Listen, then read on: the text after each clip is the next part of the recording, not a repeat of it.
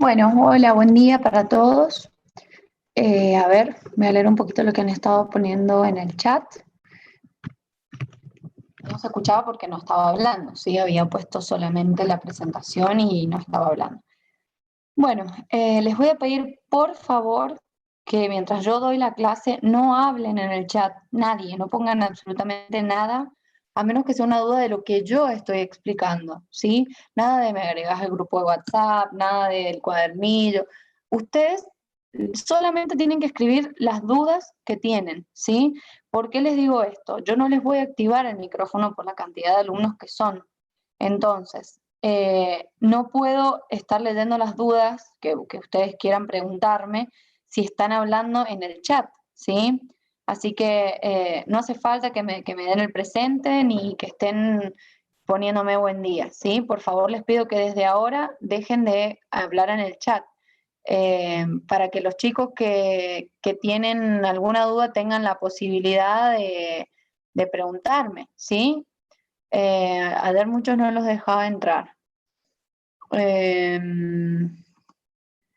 no sé qué pasaba que no los dejaba entrar a la clase, yo no la tengo bloqueada, ¿sí? O sea, cualquiera puede conectarse y desconectarse, no está bloqueada la clase, o sea, eso tiene que hablar con la gente de sistemas, porque yo no tengo cómo solucionárselo desde acá, ¿sí? Eh, yo ya les inhabilité para rayar la pantalla y vamos a empezar una unidad nueva, porque lamentablemente tenemos 8 clases y 8 unidades, así que vamos a hacer una clase, una unidad por clase. Ustedes tienen que estudiar del cuadernillo. Mi explicación es a modo de complemento, ¿sí? Ustedes no se pueden, digamos, confiar o solamente estudiar de lo que yo voy a decir. Ustedes tienen que estudiar del cuadernillo, ¿sí? Lo que yo les voy a decir básicamente son los temas que van, ¿bien? Pero esto lamentablemente es un complemento que ustedes tienen de las 8 unidades que están en el cuadernillo, que van al examen, ¿sí? Pero bueno, yo no puedo estar frenando, digamos, o volviendo para atrás porque no tenemos tiempo. Como les digo, son 8 unidades y 8 clases, ¿sí? Está activado para grabar. A mí me dice que se está grabando, así que no sé, porque tengo ocultar, no, está puesto para que se grabe, ¿sí? Por favor, dejen de poner buen día y presente, ¿sí? Por favor, se los pido. No chateen, ¿sí? No chateen, no pongan absolutamente nada, a menos que sea una duda de lo que yo estoy poniendo. Dejen de poner presente. ¿Me escuchan? No hablen en el chat. No quiero que chateen, ¿sí? Porque no quiero que lo usen solamente para las dudas. Ayer me han estado escribiendo alumnos al mail diciéndome que tenían dudas y que no podían decírmelas porque estaba demasiado, el chat demasiado saturado. Entonces, por favor, les pido que dejen de escribir. El presente se los voy a tomar yo con una captura al final de la clase, pero por favor no escriban, ¿se entiende? Bien. Al examen más las 8 unidades, sí. Las 8 unidades del cuadernillo en realidad están muy completas, como les decía, para que ustedes puedan usar el cuadernillo a los que ingresen a la carrera, ¿sí? Así que tienen que, digamos, prestar atención a lo que yo les digo, que esto no va, esto se saltea, porque no va a ir todo. De todas formas, como les digo, como es una clase por unidad, los ejercicios y eso no los vamos a evaluar, ¿sí? O sea, van a ser ejercicios simples, más que nada de teoría, ¿sí? Eh,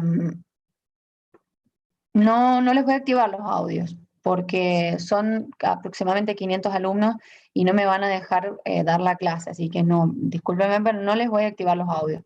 Por eso les estoy pidiendo que si ustedes quieren ser responsables, no chateen y solamente escriban las dudas, ¿sí? Nada de buen día, nada de WhatsApp, nada de presente. Yo les voy a tomar el presente al final de la clase, ¿sí? Porque ayer me han escrito varios alumnos quejándose de que el chat estaba muy saturado, ¿sí? Que no podían preguntar las dudas. Eh, el examen va con teoría y pueden ir algunas formulitas que son las que vamos a ver, como por ejemplo ayer la de densidad. Eh, los ejercicios van a ser simples, por ejemplo, si llega a haber algún ejercicio digamos, de práctica, va a ser, qué sé yo, calcular una densidad, cosas muy sencillas, usar notación científica, no van a haber cosas complicadas, ¿sí? Bien, bueno, vamos a comenzar. Hoy vamos a ver la unidad número 2. Yo la tenía acá un poco, vamos a borrar acá. Bien. No se asusten con estas fórmulas. Eso en realidad lo vamos a ver a medida que, con los que ingresen, que vayan cursando la materia. Vamos a empezar hoy con la unidad 2, que trata de medidas y soluciones, ¿sí? Algunos lo pueden haber visto más que nada en física, si han tenido alguna vez el tema de las medidas, pero bueno, en química es muy importante, y más en físico-química, que establezcamos cosas universales, medidas universales, para que todos nos entendamos en los ejercicios, en las clases, que estemos hablando básicamente el mismo idioma. Bien, vamos a empezar un poquito con qué es lo que es una medida, ¿sí?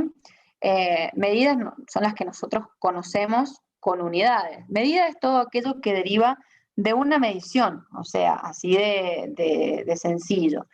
De las medidas van a derivar dos tipos, ¿sí? Las medidas y las magnitudes. Cuando hablamos de, obviamente, medidas, les estaba diciendo que es todo lo que se puede medir. La magnitud vendría siendo el número, la cantidad numérica, ¿sí? La cantidad numérica que nosotros le vamos a colocar a esa medida. Por ejemplo, ayer hablábamos de longitud, ¿sí? La magnitud de la longitud sería básicamente el número que puede abarcar esta medida de longitud, y la unidad se la vamos a dar nosotros. ¿De dónde vamos a sacar esas unidades para que estemos usando más o menos las mismas? Si ustedes ven una película, pueden encontrarse una película de Estados Unidos que hablan en millas o en pulgadas, ¿sí? Nosotros en Argentina no manejamos esas medidas, manejamos las medidas del sistema internacional, que es el que tenemos acá abajo, ¿sí? Que básicamente es un consenso de medidas para que se puedan hacer los pasajes, por ejemplo, de gramo a kilogramo, de gramo a miligramo, ¿bien?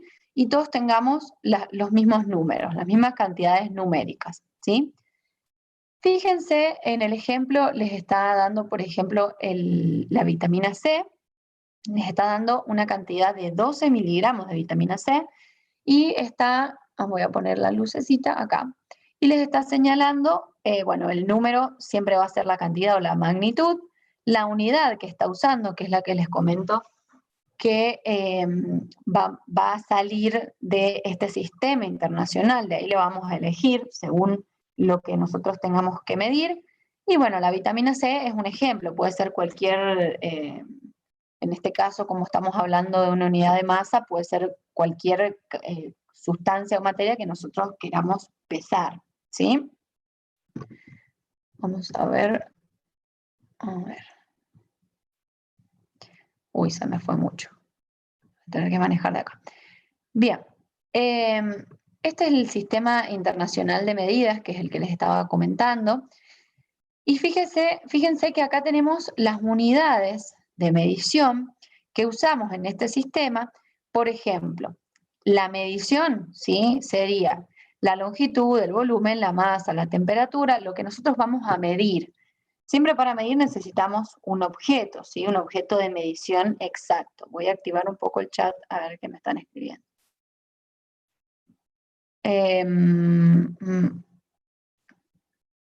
Les dije por favor que no escribieran en el chat a menos que fuera una duda, ¿sí? Sí se ve y sí se escucha, y no dejen de poner presente, por favor, porque si no, no voy a poder leer las dudas que me pongan. Por favor, dejen de poner presente, no hace falta, no saturen el chat. Voy a aumentar un poquito la imagen, así lo vean mejor. Bien.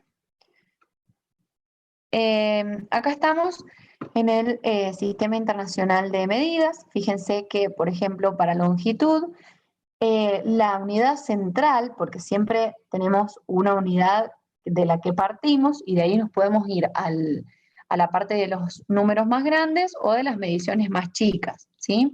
Fíjense que como unidad central en la longitud tenemos al metro, ¿sí? En el volumen tenemos al metro cúbico, en la masa tenemos al kilogramo, temperatura tenemos grado Kelvin, tiempo segundo y cantidad de sustancia en mol. Estas son las unidades que usa el sistema de medición, ¿bien? Como unidades centrales. Si yo me quiero ir, por ejemplo, en longitud, a medir unidades más grandes, me voy a desplazar hacia el lado de los kilómetros, de los decámetros, ¿sí? De los hectómetros. También me puedo ir para el lado de los más chiquitos, al lado de los centímetros, de los decímetros, ¿sí? Y los milímetros. Como les decía, esta unidad que nosotros usamos acá es la unidad que por consenso nos dice el sistema internacional que tenemos que usar, que es como la unidad central. De ahí podemos partir a unidades más chicas o más pequeñas. Bien. Fíjense que en el sistema métrico, que es otro sistema que utilizamos, algunas no coinciden. Según el sistema internacional se usa el metro cúbico, que es equivalente, ya vamos a ver las equivalencias, al litro, ¿sí? Decir un metro cúbico es lo mismo que decir un litro, ¿se entiende?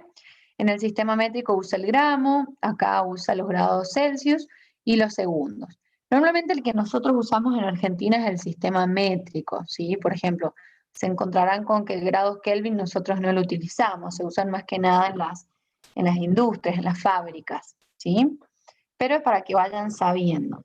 En química, para medir las temperaturas, en los laboratorios se suele usar el grado Kelvin, ya vamos a ver cómo hacer el pasaje de Kelvin a Celsius, ¿sí? Fíjense que acá abajo nos dice, para expresar unidades mayores o menores se utilizan los prefijos, ¿sí? Siempre respetando la unidad central, como les decía. Supongamos que la unidad central es el metro. Cuando hablamos de más chiquitos le ponemos el prefijo mili, el prefijo centi, ¿sí? Como centímetros, milímetros.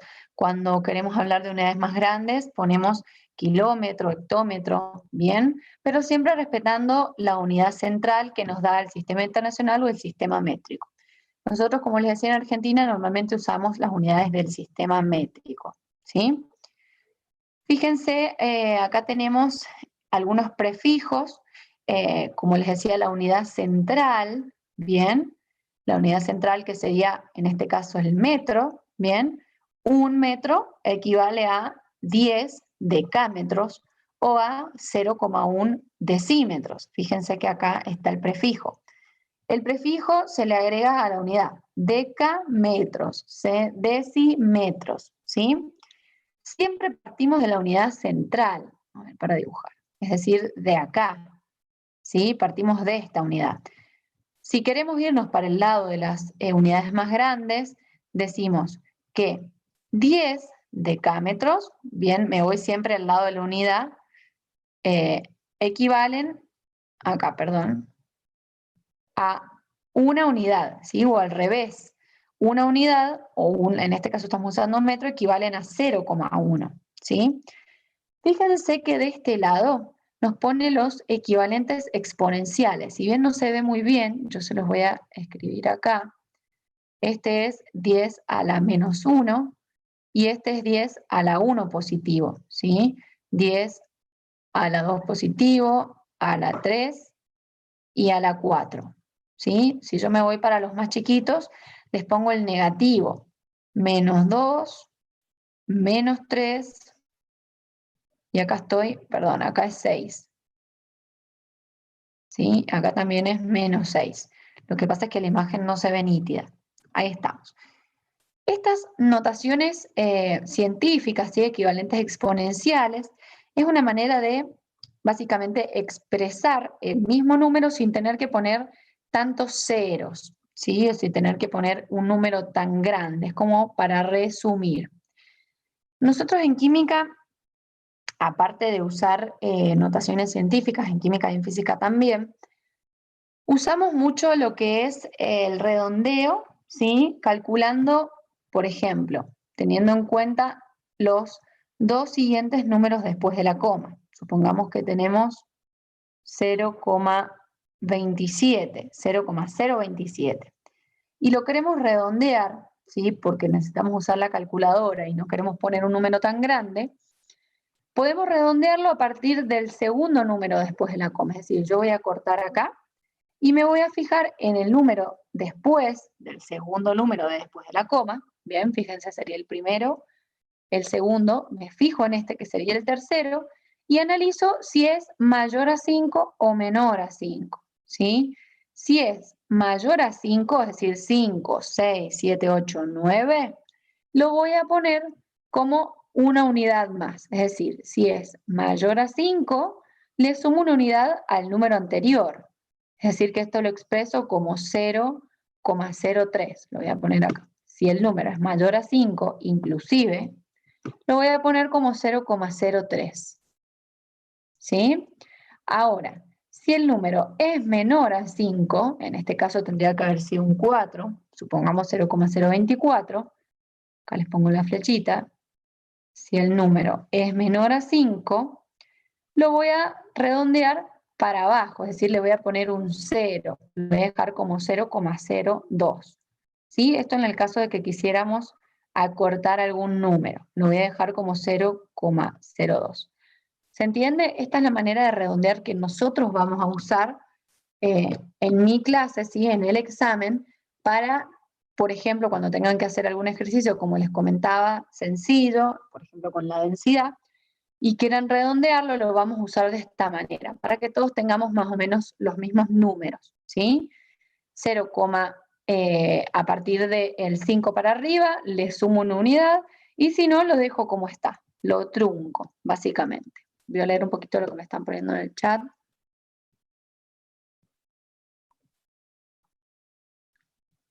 Esta tablita, que ya sé que no se ve muy bien acá en el cuadernillo, la pueden buscar en internet, ¿sí? Simplemente ponen sistema métrico de unidades y lo buscan y les sale directamente la imagen, ¿sí? ¿De dónde sería ese redondeo? Es el redondeo que vamos a hacer en acá, en los números, cuando tengamos números muy grandes o muy chicos, ¿sí? Por ejemplo, acá, bueno, solo tiene un 0, pero si fuera 0,0000027, bueno, les convendría por ahí redondearlo, ¿sí? Como les digo, el redondeo, yo considero los dos números después de la coma. Número 1 después de la coma, número 2 después de la coma, yo me fijo hasta acá. Pero para eso me tengo que fijar en el número que sí, es decir, en el tercero después de la coma. Y tengo que analizar si es mayor a 5 o menor a 5. Mayor a 5 inclusive, es decir, 5, 6, 7, 8 y 9, cualquiera de estos números, supongamos que estuvieran en el tercer número, acá donde está el 7, yo lo tengo que redondear para arriba, es decir, le sumo una unidad. En vez de ponerlo como 0,02, lo voy a poner como 0,03. ¿Sí? Si llegase a tener estos números. Ahora, si tengo números menores a 5, 4, 3, 2 y 1, ¿sí? Bueno, obviamente el 0 también aplica, lo voy a dejar como está, es decir, no le voy a sumar una unidad, lo voy a dejar como 0,02, ¿sí? Esto, bueno, se lo van a encontrar en algunos ejercicios. Si ustedes quieren poner el número entero porque lo quieren más exacto, pueden poner 0,027, ¿sí? Pero bueno, para aquellos que por ahí tengan una calculadora un poco más simple y les convenga redondear, lo van a hacer de esta manera, ¿sí? Bien. Esta tablita que no se ve muy bien acá, búsquenla en internet, les va a salir perfecta, o cuando compren el cuadernillo, la van a ver bien, ¿sí? Se va a ver perfecta. Esta unidad que nosotros las unidades que vamos a usar, normalmente las tenemos expresadas en notación científica cuando el número es muy grande o muy chiquito, ¿sí? La base de la notación científica, voy a borrarles acá, la base de la notación científica siempre es en base a 10, esto lo deben haber visto seguramente en algún momento de sus vidas. Fíjense que yo lo multiplico por una base 10. De hecho, la calculadora, perdón, cuando ustedes ponen el exponencial, automáticamente se los multiplica por 10, ¿sí? La notación científica nos sirve para expresar números muy grandes o números muy chiquitos, ¿sí? Como números más resumidos, ¿sí? Entonces, esto lo vamos a hacer con algunos ejemplos. Fíjense este número que es enorme. Acá tenemos espacio porque acá hay un punto y acá hay un punto, ¿sí? Serían 3.190.000, ¿bien? Si yo quiero en un número más reducido, para no tener que estar poniendo todos los ceros, lo puedo hacer en notación científica, ¿sí? Tengo que contar a partir de la primera coma. ¿Por qué la primera coma? Porque fíjense que el primer número, en este caso es 3, tiene que estar entre el 1 y el 10, ¿sí? Tiene que estar contenido entre el 1 y el 10.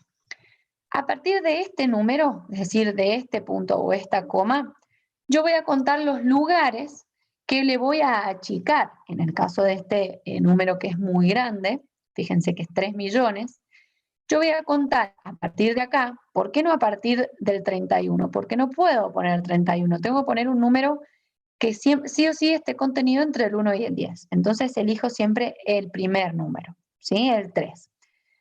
Puedo ponerle la coma, porque acá ya no puedo poner 319, le puedo poner la coma, ¿sí? Es decir, puedo poner 319 como está acá, o puedo poner 3 si lo quiero redondear, por eso les explicaba el tema del redondeo. A partir de esta coma, del número que yo elegí, voy a contar los lugares que yo le voy a achicar, es decir, en realidad acá hay un punto, voy a contar para acá. 1, 2, 3, 4, 5 y 6 lugares. Fíjense que en este caso, acá la flechita va para este lado, ¿sí? Va para allá. Porque en realidad lo que yo estoy haciendo es correr la coma. Este número 3 millones, voy a borrar acá, tiene la coma acá. Es como decir 3.190.000,0. Únicamente que nosotros obviamente no lo ponemos a eso en la vida real porque es obsoleto poner el 0 después de la coma, ¿sí? Pero la coma que yo voy a poner está al final del número grande. Bien, acá es como que hubiese un punto. 3.190.000,0, ¿sí? La notación científica básicamente trata de correr la coma, tantos lugares como sea necesario para tener un número comprendido entre este rango, ¿sí? Entre 1 y 10. Entonces, yo voy a agarrar la coma, que en los números grandes, como les decía, está al final, y la voy a correr tantos lugares como sea necesario para tener un número comprendido, que es el que yo había elegido, en este caso el 3, entre el 1 y el 10, ¿sí? Voy a hacer 1, 2, 3, 4, 5 y 6. Y la voy a colocar acá a la coma, ¿sí? Entonces me va a quedar 3,19. Si yo lo quiero redondear, lo puedo dejar como 3, simplemente. Los lugares que yo conté son los que me van a dar el exponente. Fíjense, por algo tengo un 6 acá, porque son los lugares que yo corrí la coma, ¿sí? Para dejar el número, en vez de 3 millones, en 3,19, ¿sí? Repito, ¿por qué 3 y por qué no 31? Porque tiene que ser un número comprendido entre el 1 y el 10, ¿sí? Entonces, el exponente que yo voy a poner acá, si ven acá solo aparece 6, es positivo, ¿bien? Porque lo que me está indicando es que el número es más grande realmente de lo que yo estoy diciendo en la notación científica. El 3.190.000 yo lo transformé en 3,19 por 10 a la 6. A la 6 positivo, ¿sí? Este positivo me está diciendo que en realidad el 3,19 era más grande. Es decir, que le tengo que sumar 6 ceros o multiplicarlo por un múltiplo que tenga 6 lugares, ¿sí? Es decir, por 1.000.000. Si yo multiplico 3,19 por 1.000.000, me va a dar 3.190.000, ¿sí? Eso es lo que les quiere decir el positivo del exponente. Que el número chiquito, ¿sí? El que yo transformé, en realidad era 6 veces más grande, ¿sí? ¿Cómo hago para transformarlo de notación científica a un número común? Simplemente vuelvo a correr la coma, ¿sí? Los 6 lugares que le saqué. Cuando hablamos de números chiquitos, que en química más que nada manejamos esta clase de números súper pequeños, ¿sí? Porque cuando hablamos de átomo, cuando hablamos de la medición de las células, todo esto lo van a ver los que ingresen a las carreras en biología, lo van a ver en microbiología, lo van a tener a esto, ¿sí? Tienen que saber qué significa esta notación científica. Fíjense que acá el número tiene los ceros antes, ¿sí? Porque es un número muy chiquito. La coma la tengo ubicada acá, ¿sí? Ya no está la coma al final, la coma está al principio. Nuevamente tengo que elegir un número comprendido entre el 1 y el 10. El 0 no es un número que esté entre ese rango. Entonces, me voy al primer número. Fíjense, el primer número que me aparece diferente de 0 es el 2. Entonces, lo que yo voy a elegir es este 2 y voy a correr la coma tantos lugares como para llegar a este número que yo elegí. Fíjense, la coma está acá. La tengo que correr 1, 2, 3, 4, 5 lugares. La voy a colocar acá, ¿sí? Después del número que yo elegí. Entonces, voy a expresarlo al número entero como 2,205. Si ustedes lo quieren redondear, pueden poner 2, ¿sí? Porque fíjense que el número, o 2,21, porque el tercer número después de la coma es 5, ¿sí? Significa que le sumo una unidad. Entonces, en vez de poner 2,20, pongo 2,21, ¿sí? Lo pueden redondear. Este 5 me está hablando de la cantidad de lugares que yo moví la coma, ¿sí? Yo la moví 5 lugares. Arriba movimos 6, en el de abajo movimos 5 lugares. Pero fíjense que ya no tiene un positivo, tiene un negativo, ¿bien? Este negativo me está indicando que este número, 2,205 o 2,21, era en realidad más chiquito, ¿sí? Fíjense, el positivo me decía que el 3,19 era más grande, y el menos 5 en el exponente me dice que el número era más chiquito, es decir, que yo le tengo que sacar 5 lugares, ¿sí? O sea, ponerle ceros antes del número, ¿sí? Antes del número. En el positivo le pongo después del número, ¿sí? El positivo me dice que el número era más grande, ¿bien? Y el negativo me dice que el número era más pequeño, ¿sí? Eso simplemente. Voy a leer un poco lo que están poniendo en el chat.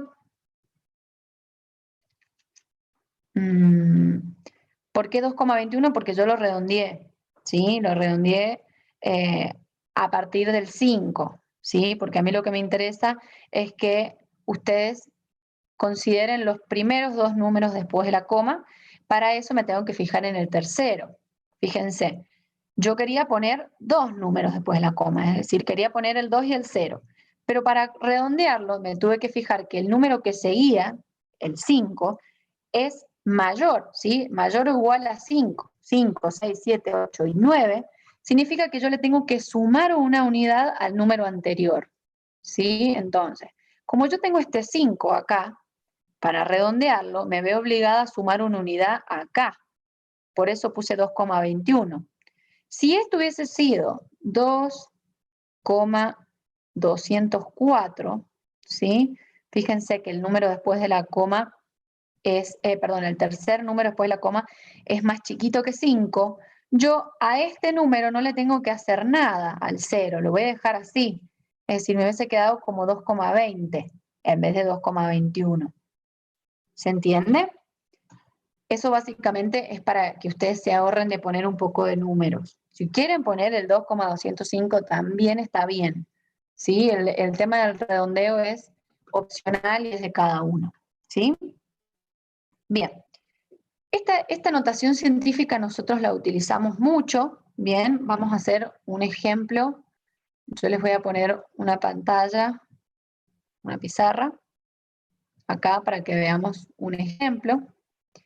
Fíjense, si nosotros tenemos un número como, voy a poner el texto porque si no me voy a volver loca, 0,0000005678, ¿sí? Supongamos que yo tengo este número, ¿bien?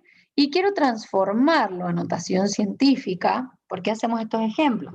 Porque es probable que esto sí vaya al examen, ¿sí? Es importante que ustedes sepan convertir una notación científica, sepan qué significa, ¿bien? Si yo quiero expresarlo en notación científica, tengo que contar la cantidad de ceros que le voy a sacar al número, ¿sí? Hasta llegar a un número comprendido entre el 1 y el 10, que es el primero. Fíjense, yo me fijo en el primer número diferente a 0, que es 5, ¿sí? Es decir, que yo quiero que mi coma esté acá, en 5,67. Entonces, tengo que contar los lugares que voy a mover el 0. 1, 2, 3, 4, 5, 6 y 7, ¿sí? Voy a mover 7 lugares esta coma, porque yo quiero que ahora la coma esté acá, ¿sí? Esté acá, entre el 5 y el 6. Entonces, en mi exponente siempre hacemos por 10 a la tanto, ¿sí? La base exponencial es por 10. Voy a poner el 7, ¿sí? Que son los lugares que yo moví la coma. Pero, este número que yo moví, en realidad, yo lo estoy transformando en más grande. Yo tengo que expresar de alguna manera que este número en algún momento fue más chiquito. Por eso le voy a poner el negativo acá, ¿sí? Porque yo he movido la coma hacia la izquierda, perdón, hacia la derecha, ¿sí? De izquierda a derecha, es decir, lo hice más grande. Pero yo de alguna manera tengo que expresar que esto era un número chiquito, ¿sí? Por eso le pongo el menos 7. Si ustedes quieren memorizárselo de alguna manera, cuando nos movamos para la derecha, pueden poner el negativo, ¿sí? Y cuando nos movemos para la izquierda, la coma, digo, se mueve para la izquierda, pueden poner el positivo, ¿sí? Esto a cuestión de que ustedes se lo memoricen. Si no, piénsenlo de alguna manera lógica y piensen que este negativo o positivo me está indicando cómo era el número inicialmente, ¿sí? Acá adelante voy a poner el número que me quedó donde yo puse la coma. Es decir, yo puse 5,6, ¿sí? Yo voy a poner el número entero. Ahora vamos a ver cómo sería si lo redondeáramos. ¿Sí? Me va a quedar de esta manera. Bien. Es decir, la coma donde yo la puse al mover todos estos ceros, me va a quedar 5,678. Si yo lo quiero redondear a este número, como yo les enseñé, me tengo que fijar en en el tercero, ¿sí? ¿Es mayor a 5? Sí, es mayor a 5. Por ende, le tengo que sumar una unidad al número anterior. Me va a quedar 5,68. Bien, así me quedaría redondeado por 10 a la menos 7. ¿Sí? Inclusive si ustedes lo quieren redondear un poco más, supongamos que lo quiero redondear acá, me volvería a hacer lo mismo. Me voy a fijar en este número, como es mayor a 5, le voy a sumar una unidad al que está anterior. Entonces me quedaría como 5,7. Fíjense todas las veces que lo redondeo. En vez de poner 5,678, puedo poner 5,7. ¿Sí? Esto sería una manera de redondear. A la menos 7. ¿Por qué a la menos? Porque este menos me está diciendo que el 5,7 en realidad era 7 lugares más chiquito. Es decir, tenía 7 lugares acá, antes de la coma. ¿Sí? Vamos a ver un ejemplo con el caso contrario. Supongamos que tenemos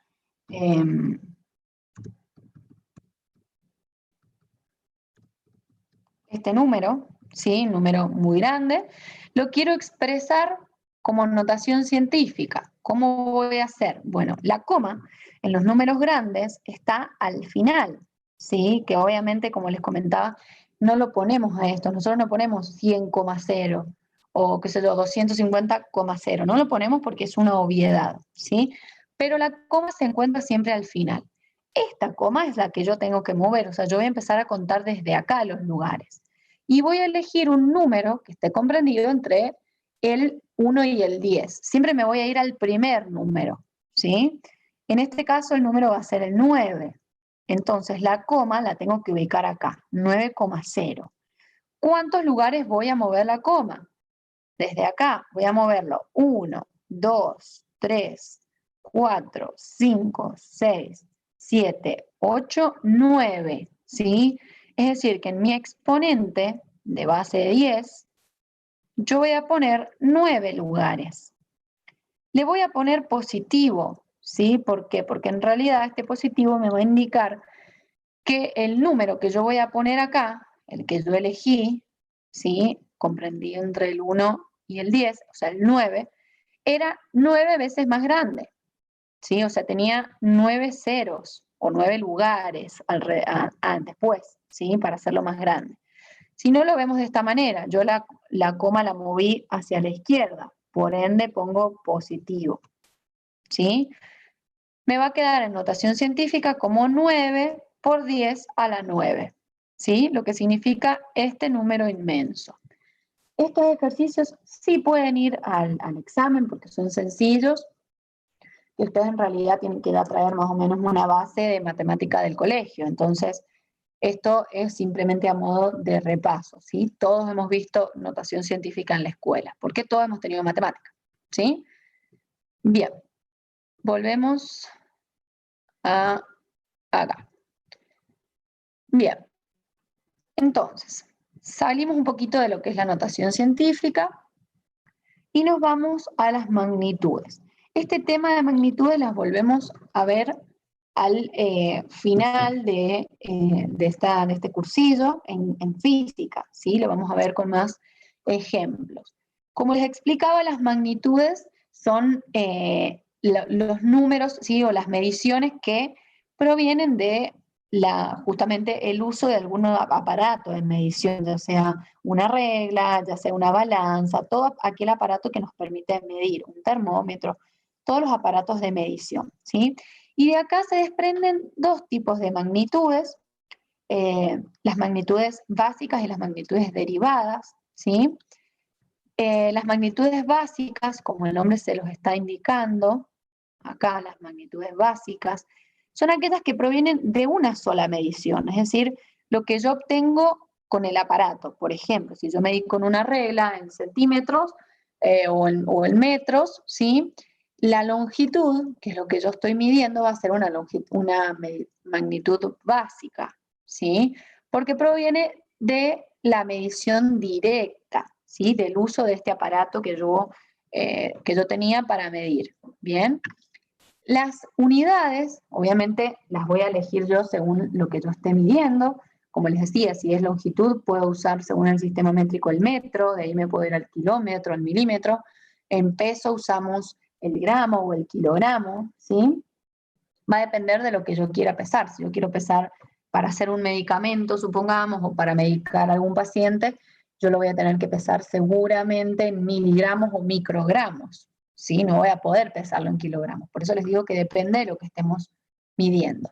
Pero fíjense que las unidades de estas magnitudes básicas suelen tener una sola unidad, ¿sí? Es decir, no es mezclada, es una sola, o es metro, o es centímetro, o es kilómetro, o es gramo, o es kilogramo. ¿Por qué les hago esta diferencia? Porque en las magnitudes derivadas, a ver, espérenme que me vaya un poquito para abajo. Acá tenemos ejemplos. Fíjense, en las magnitudes derivadas o compuestas tenemos dos unidades, ¿sí? O sea, ¿cómo expresamos esta magnitud? En base a dos unidades. No sé si alguna vez habrán escuchado metro sobre segundo o kilómetro por hora, ¿sí? Muy usado en los autos, en los colectivos, cuando se dice, sí, yo miro el velocímetro del tablero del auto y veo que dice kilómetro por hora, ¿sí? ¿Por qué? Porque me está hablando de velocidad, y la velocidad es una magnitud derivada o compuesta. ¿Sí? Derivada o compuesta es exactamente lo mismo. Me está diciendo que esta magnitud necesita de dos unidades. ¿Sí? Fíjense que acá pone centímetro cúbico o milímetro cúbico, porque en realidad lo que está poniendo es más de una unidad. ¿Sí? Metro solo sería longitud. Ahora, metro cúbico o centímetro cúbico está hablando de volumen, es una unidad compuesta. ¿Sí? Tiene más de una unidad para expresarla. Fíjense que las unidades básicas, las magnitudes básicas que usamos, la longitud, la masa, ¿sí? Todas tienen una sola unidad. Gramo, miligramo, el tiempo lo podemos medir en segundos, en minutos, en horas, en días, ¿sí? Sea la unidad que yo elija, la que sea, voy a tener que poner una sola unidad, ¿sí? O es en segundos, o es en minutos, o es en horas. ¿sí? En cambio, las magnitudes derivadas o compuestas provienen de un cálculo entre magnitudes básicas, ¿sí? Por eso me queda como metro cuadrado, metro cúbico, kilómetro por hora, ¿sí? Todas estas unidades provienen de un cálculo de unidades básicas que yo había medido antes. Fíjense que acá está lo de la temperatura que les comentaba, el tema de los grados Kelvin y los grados centígrados. Nosotros usamos, como ustedes saben, los grados centígrados acá, o grados Celsius, ¿sí? Pero en química se utiliza mucho la temperatura en grado Kelvin, que básicamente, esto que ustedes tienen acá, es la fórmula de conversión, ¿sí? Si yo quiero pasar de grado centígrado, ¿sí?, a grado Kelvin, tengo que restarle 273. Si yo quiero pasar de grado Kelvin a grado centígrado, le tengo que sumar 273. Bien, ¿cómo sería un ejemplo? Supongamos que yo tengo 30 grados centígrados. Yo digo, bueno, afuera hoy hacen 30 grados centígrados. Pero por alguna manera, ya sea porque viajé, porque tengo algún laboratorio, lo que sea, yo lo quiero expresar en grado Kelvin. A este 30 grados centígrados, fíjense, para pasarlo a grado Kelvin, me está diciendo que le tengo que restar 273. Es decir, que para convertirlo, perdón, tengo que sumar, acá estoy, acá abajo. Para convertirlo a grado Kelvin, le tengo que sumar 273. ¿Sí? Es decir, grado Kelvin es igual a los grados centígrados más 273. Los grados centígrados yo los tengo, ¿sí? Son los que yo quiero convertir. Los grados Kelvin son los que yo voy a sumarle. Me va a quedar básicamente que 30 grados Kelvin equivalen a 303 grados, ¿sí? 30 grados Celsius equivalen, o centígrados equivalen a 303 grados Kelvin, ¿sí? Simplemente le sumé 30. Si fuese al revés, supongamos que tengo 350 grados Kelvin, ¿sí? Y lo quiero convertir a grados centígrados, simplemente le resto los 273. ¿Sí? Estoy usando la formulita de al lado, esta formulita, acá. Bien, entonces, para convertir los grados centígrados, 350 menos 273, ya les hago el cálculo, me va a dar la cantidad de grados centígrados que hacen realmente. O sea, sería 350 menos 273 me queda 77 grados. ¿Sí? Es decir que 77 grados centígrados equivalen a 350 grados Kelvin. ¿Sí? Básicamente de esa manera lo hacemos. Esto también es una conversión muy sencilla, es muy... ¿Por qué 273? Porque el que inventó el termómetro Kelvin puso que tenía que sumarle 273, ¿sí? No hay una razón, no hay un motivo, ni tiene una unidad, es simplemente 273. ¿Sí? Es la diferencia de grados que hay entre grado Kelvin y grados centígrados. No tiene un porqué, ¿sí? Es simplemente la conversión. Es una conversión de unidades, de magnitudes básicas, que es necesario que la sepan porque hay lugares del mundo donde se utilizan los grados Kelvin, no los grados centígrados, ¿sí? Así como, por ejemplo, para la presión nosotros usamos milímetros de mercurio o, perdón, hectopascales, hay lugares del mundo que usan milímetros de mercurio, ¿sí? Son diferentes unidades para una misma magnitud. La magnitud básica es la temperatura, ¿sí? Partamos de ahí.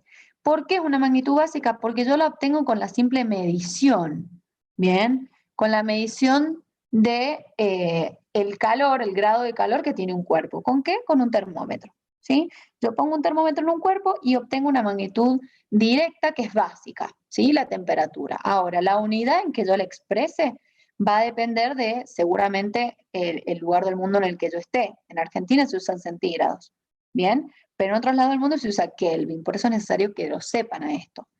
¿Cómo hago para pasarlo? Simplemente así, ¿sí? Sabiendo esta formulita. sumándole 273 o restándole 273. Traten de ser un poco más sencillos, no importa por qué. El tema es que ese es el número para convertirlo, nada más. ¿Bien?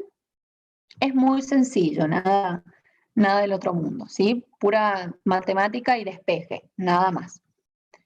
Bien, como les decía, la magnitud compuesta o magnitud derivada, fue acá, la magnitud compuesta o derivada, acá les voy a escribir, ¿sí? Justamente se llama así porque está compuesta por más de una unidad, ¿sí? Normalmente por el cálculo de unidades básicas, o sea, yo no puedo tomar una magnitud compuesta con un aparato normalmente, se hace, o sea, por el cálculo. El aparato en sí lo que va a hacer, si existiera, es calcularlo, como por ejemplo los radares. Los radares que calculan la velocidad, radares, por ejemplo, los que ponen multa ahora en las rutas, ese radar de velocidad en realidad lo que está haciendo es un cálculo, pero no puede medir directamente la velocidad. Para eso tiene que calcular la longitud y tiene que calcular el tiempo, ¿sí? Y de ahí hacer un cálculo. Ya sea que lo haga un aparato o que lo haga yo, todas las magnitudes compuestas o derivadas provienen de un cálculo entre magnitudes básicas, ¿sí? Magnitudes sencillas, como lo es el volumen, ¿sí? Fíjense que todos los volúmenes son acá al cuadrado, ¿sí? Milímetro cuadrado, perdón, milímetro cúbico, solo que acá no se ve, milímetro cúbico, centímetro cúbico, decímetro cúbico, ¿sí?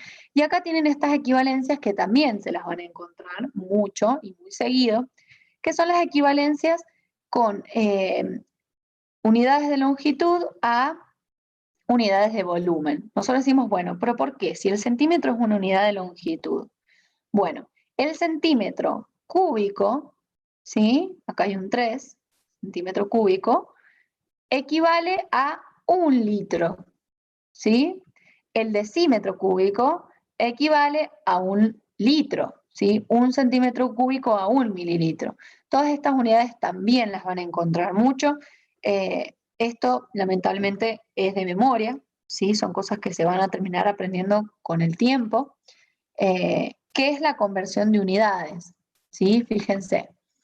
Su unidad básica, la unidad básica del volumen es el metro cúbico, ¿sí? 1 metro cúbico es lo mismo que decir 1 litro, ¿sí? Acá lo tienen. 1 metro cúbico es lo mismo que decir 1 litro.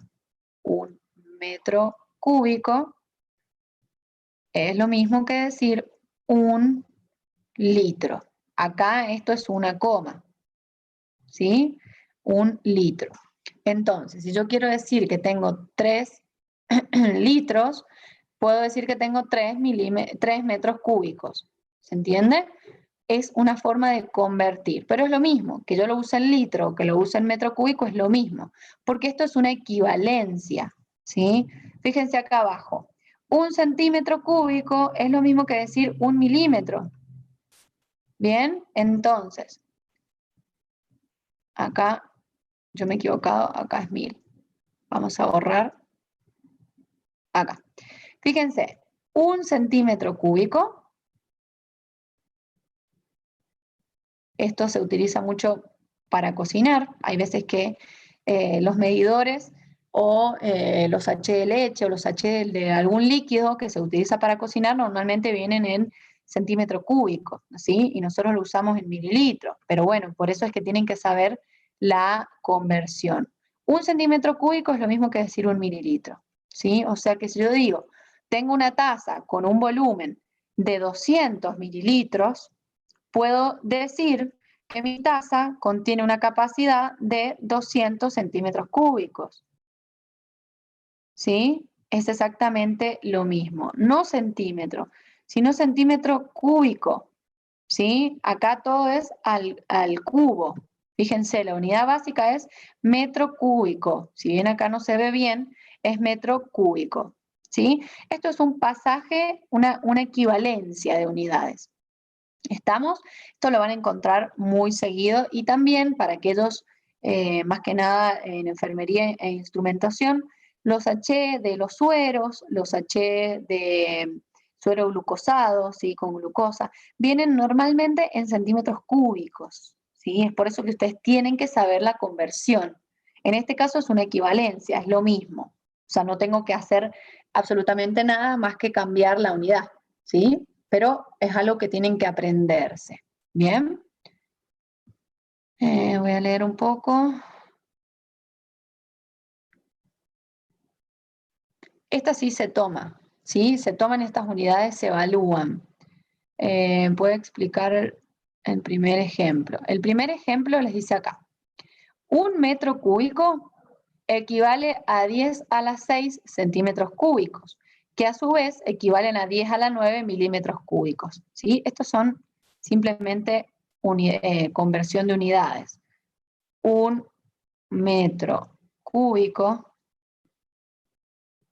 es igual, o es lo mismo que decir, 10 a la 6, es decir, 1 millón, ¿sí? Fíjense que acá ha puesto 10 a la 6, pero es 1 millón. 10 a la 6 centímetros cúbicos. Es decir, que 1 millón de centímetros cúbicos es 1 metro cúbico, ¿sí?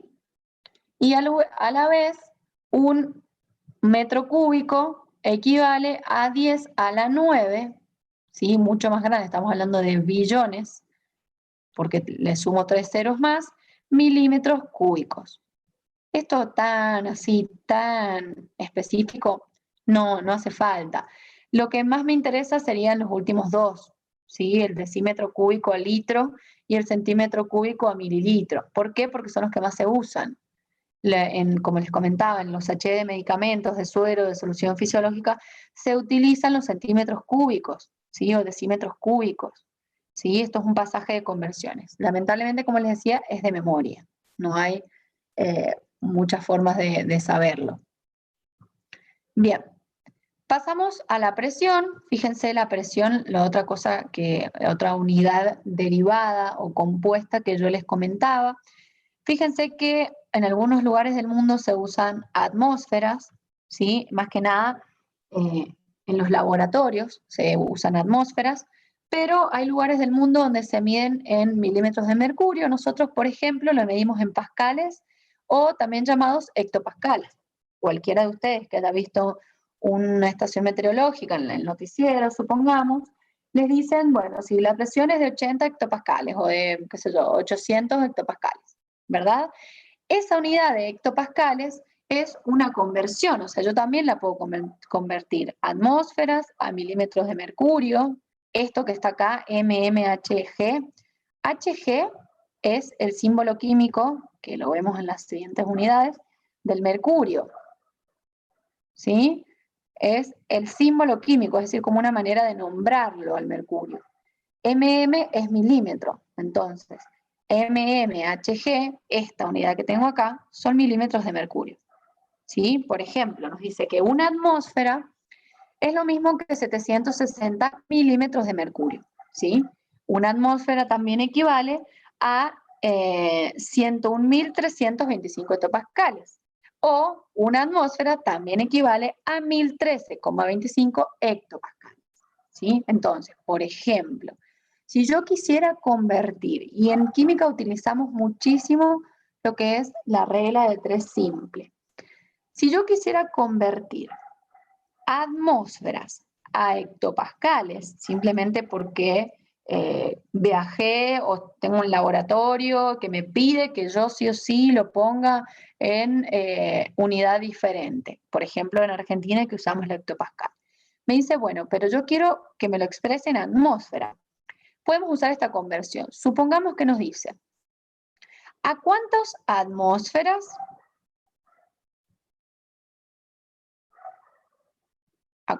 atmósferas equivalen 3.000 hectopascales?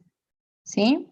Es decir, nos está dando la presión, unidad derivada, en hectopascal, y me está pidiendo que lo exprese en otra unidad de presión, que es las atmósferas, ¿sí? Para resolver esto yo puedo usar la regla de 3 simples sabiendo las equivalencias. ¿Qué es lo que yo sé? Lo que yo sí sé es que una atmósfera, y esto lo estoy sacando de este dato, Bien, una atmósfera equivalen a 1013,25 hectopascales. ¿Sí? Es necesario que ponga la coma con el 25, ¿sí? Porque tiene que ser un número exacto. Entonces, yo sé que una atmósfera equivale a 1013,25 hectopascales. Eso es lo que a mí me está diciendo este dato. Pero ahora, a mí me están pidiendo que yo transforme 3000 hectopascales en atmósferas, ¿sí? Básicamente hago una regla de 3 simple. ¿Cómo se hacen las reglas de 3 simple? Siempre, en este caso yo la escribí al revés. Esto lo vamos a borrar para que se les haga más simple, ¿sí? Acá abajo yo voy a poner, bueno, es lo mismo. Vamos nuevo. Se los voy a explicar de las dos maneras así no se confunden. Voy a tener que multiplicar 3000 por 1, ¿sí? Y dividirlo por el que está al lado. En este caso, dividirlo por 1013. Esto es una regla de 3 simples usando equivalencias. ¿Por qué? Porque si yo sé que una atmósfera equivale a 1013 hectopascales, ¿a cuántas atmósferas equivaldrían 3000 hectopascales? Entonces, hago 3000 por 1, me va a dar 3000, y ese número lo divido en 1013,25. Me va a dar 2,96 atmósferas. ¿Por qué usamos regla de 3 simple? Porque es una cuestión de relaciones, ¿sí? Siempre que tengamos que relacionar dos unidades, podemos usar esta regla de 3 simple. La otra manera que yo les decía que lo podemos hacer es ponerlo al revés, es decir, poner si 1013,25 hectopascales equivalen a una atmósfera. ¿De dónde saco esto? Del dato que me da el cuadernillo. ¿Sí? Esto lo deben haber creado las personas que, no sé, que inventaron las unidades de presión. ¿Sí? No es que se me ocurra a mí. Esto existe acá y en todo el mundo, es universal. ¿Sí? Nos dice que 1013,25 hectopascales equivalen a una atmósfera. Ahora, yo quiero saber 3000 hectopascales, ¿a cuántas atmósferas equivalen? ¿Sí? Fíjense que estoy haciendo exactamente lo mismo que hice recién, pero poniéndolo al revés. Entonces, acá pongo el signito de pregunta porque es lo que yo quiero averiguar. Un dato muy importante de las reglas de 3 simple, que para los que ingresen se van a dar cuenta que la usamos en toda la carrera, en toda la materia, perdón, la usamos muchísimo, ¿sí? Por eso es importante que la empiecen a conocer desde ya, es que la unidad que yo puse arriba es la misma unidad que yo coloco abajo. Fíjense, yo acá puse hectopascales, por ende abajo tengo que poner hectopascales también, ¿sí? Yo acá puse atmósferas, por ende el resultado que voy a obtener es en atmósferas, ¿sí? La unidad se repite, porque lo que estoy haciendo es comparar mediante una equivalencia de unidades, ¿sí? Por eso tengo que tener las mismas unidades arriba que abajo. Entonces digo, si 1013,25 hectopascales equivalen a una atmósfera, 3000 hectopascales ¿a cuánta atmósfera? Hago el mismo cálculo de recién, lo voy a poner con otro color.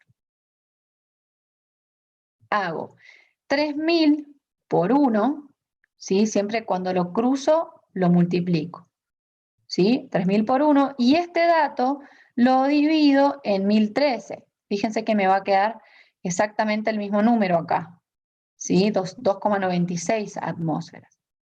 ¿Tiene sentido lo que calculé? Ustedes piensen. Sí tiene sentido. ¿Por qué? Porque si 3000 era una atmósfera, si una atmósfera son 1000, un poquito más de 1000, está en relación a que 3 veces más hectopascales sean casi 3 veces más atmósferas. ¿Sí? Fíjense. Yo tenía casi 1000 hectopascales y puse 3 veces esa cantidad, es decir, el triple de hectopascales. Entonces el resultado que obtuve es casi el triple de atmósferas, ¿sí? Porque es una cuestión relativa, por eso es que podemos hacer regla de 3 simple. Bien, esto se puede usar para todas las magnitudes. La regla de 3 simple se puede usar en todo momento. Vamos a ver, yo les voy a poner la pizarra y vamos a ver en qué otro momento lo podemos hacer. Supongamos que queremos convertir la unidad, la magnitud básica de segundo, qué sé yo, de minuto a segundo.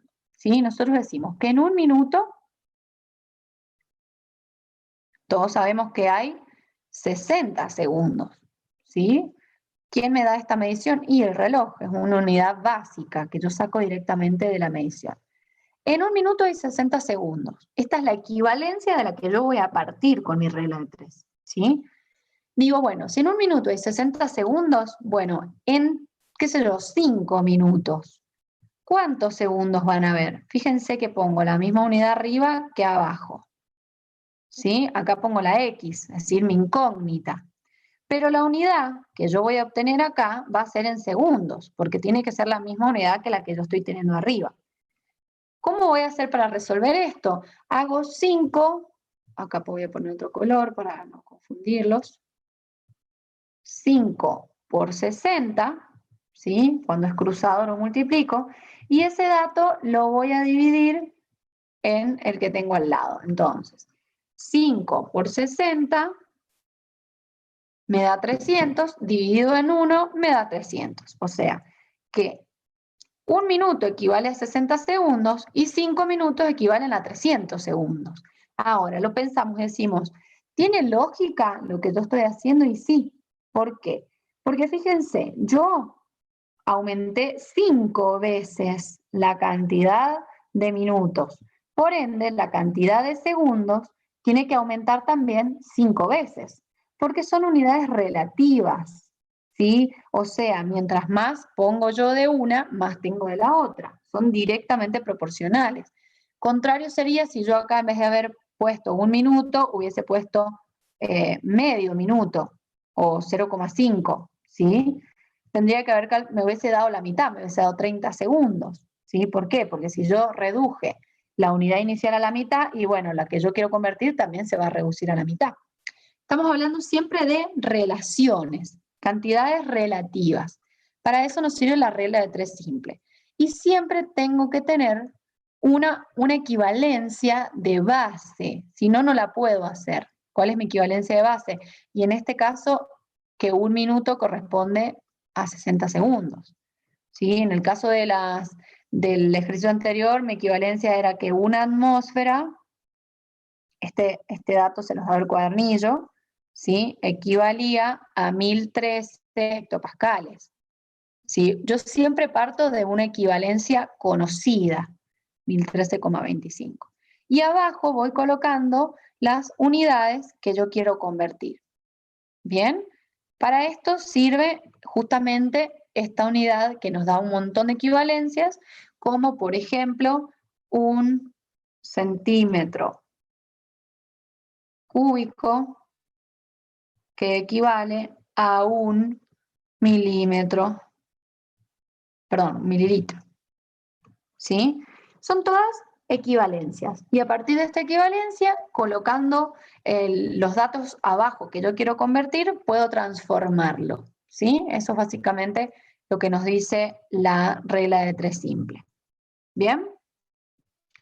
Bueno, recuerden que unidades derivadas, compuestas o derivadas y básicas, las vemos de nuevo en química, perdón, en física, en la última unidad. ¿Sí? Bien. Las unidades que nosotros vamos a usar mucho, más que nada los que se queden conmigo en enfermería, ¿sí? Los que ingresen, para el tema de los medicamentos, la conversión de unidades que vamos a usar, son los gramos y los miligramos, ¿sí? O los litros o los mililitros, ¿sí? Con las equivalencias de los milímetros cúbicos, decímetros cúbicos, ¿sí? Estas unidades de peso. Lo vamos a usar mucho nosotros en química, ¿bien? Fíjense que esto, bueno, más que nada para los de enfermería, esto lo volvemos a ver en la carrera mucho. Acá les hace una conversión de gotas a microgotas con mililitros. ¿Por qué es importante esto? Porque para aquellos que se reciban de enfermeros, ¿sí? Les va a tocar medicar a pacientes, ya sea con suero, con solución fisiológica, ya sea con suero glucosado, que se usa en gotas. Todos sabemos que el suero no se aplica de repente, o no le pone 1 litro de suero a una persona deshidratada, no. Eso va manejándose por perfusión. La perfusión es el goteo, simplemente. ¿Bien? Entonces acá les da la conversión con equivalencias de gotas. Fíjense, les dice que 20 gotas equivalen a 1 mililitro. Y que dentro de cada una de esas gotas tengo contenidas 3 microgotas. ¿Sí? Esto no va a ir al examen, pero bueno, está en el cuadernillo, por eso se los explico, ¿sí? Pero no es crucial. ¿Por qué? Porque es más importante por ahí para la gente de enfermería, ¿sí? Es una conversión, nada más. Por eso necesitan saber cómo realizar una fórmula o una regla de 3 simple, ¿sí?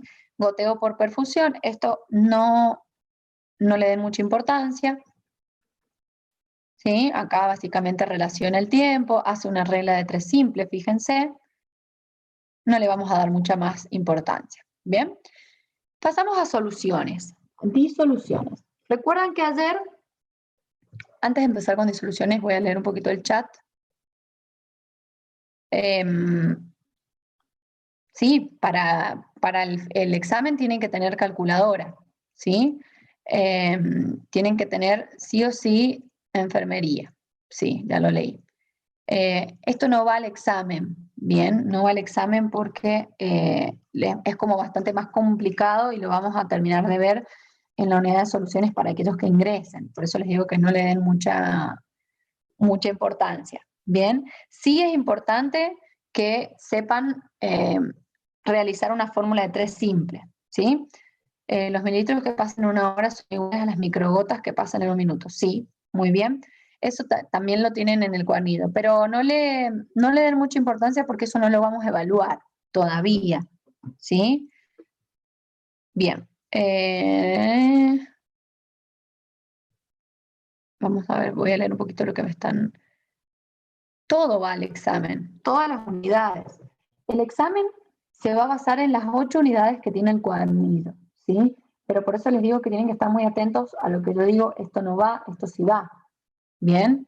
Tienen que tener calculadora porque van a haber algunos calculitos simples, como esto que hicimos, pasaje de unidades o densidad, ¿sí? ¿Cómo se pasa en el tema de volumen? Tabla periódica van a necesitarla para este cursado, pero en el examen no la van a poder tener a la tabla periódica, ¿sí? Sí, un decímetro cúbico es 1 litro, sí, yo lo dije mal, es 1 litro. Perdón, sí, está bien, es 1 litro.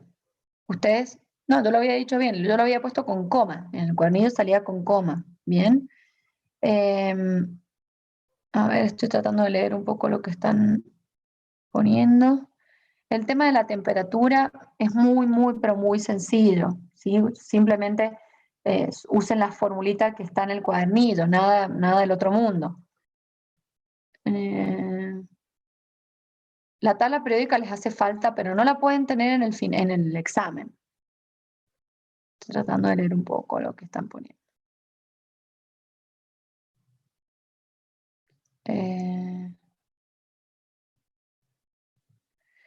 Explique lo de la temperatura. Lo de la temperatura es muy sencillo. Ya les voy a decir el tema de... a ver, el tema del martes que viene, ¿sí? Seguramente la vamos a recuperar a la clase porque nos va a faltar una unidad, ¿sí? El cálculo por goteo no va, ¿sí? No va a ir.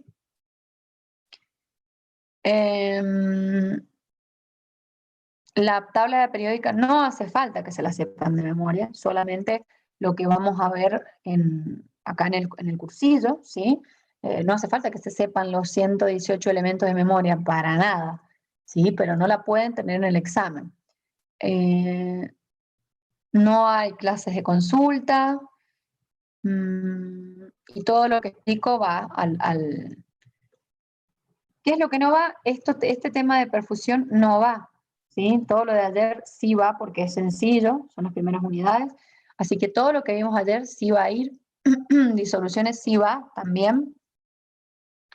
Hay 7 unidades acá, pero recuerden que hay 8 en el programa y la última parte de física se las voy a dar yo. Bien, todavía no la he hecho, se las voy a dar yo. Bien, vamos con disoluciones. Recuerdan que ayer vimos, por un lado, la diferencia entre solución y sustancia. Repito, todo lo que hemos visto ayer va al examen, todo, porque es lo más básico de química, así que todo eso sí va, incluyendo el tema de la densidad. Bien. Recuerdan que ayer vimos la diferencia entre entre soluciones y sustancias. Y habíamos dicho que las soluciones son mezclas de sustancias o de compuestos, ¿sí? Y las sustancias son los tipos o clases de materia que nosotros conocemos. Yo les había puesto un esquemita donde diferenciábamos. Voy a ver si lo tengo a mano para volver a ponérselos. Ah, no, mi computadora está rebloqueada, así que no se los voy a poder poner. De todas formas, nosotros vimos que las soluciones las podíamos igualar en definición a lo que eran sistemas. Recuerdan que ayer vimos sistemas también. El tema de sistemas, básicamente nos decía que era un conjunto de sustancias en cualquier estado que nosotros aislábamos, ¿sí? Con una barrera que podía ser permeable, semipermeable o impermeable, ¿bien?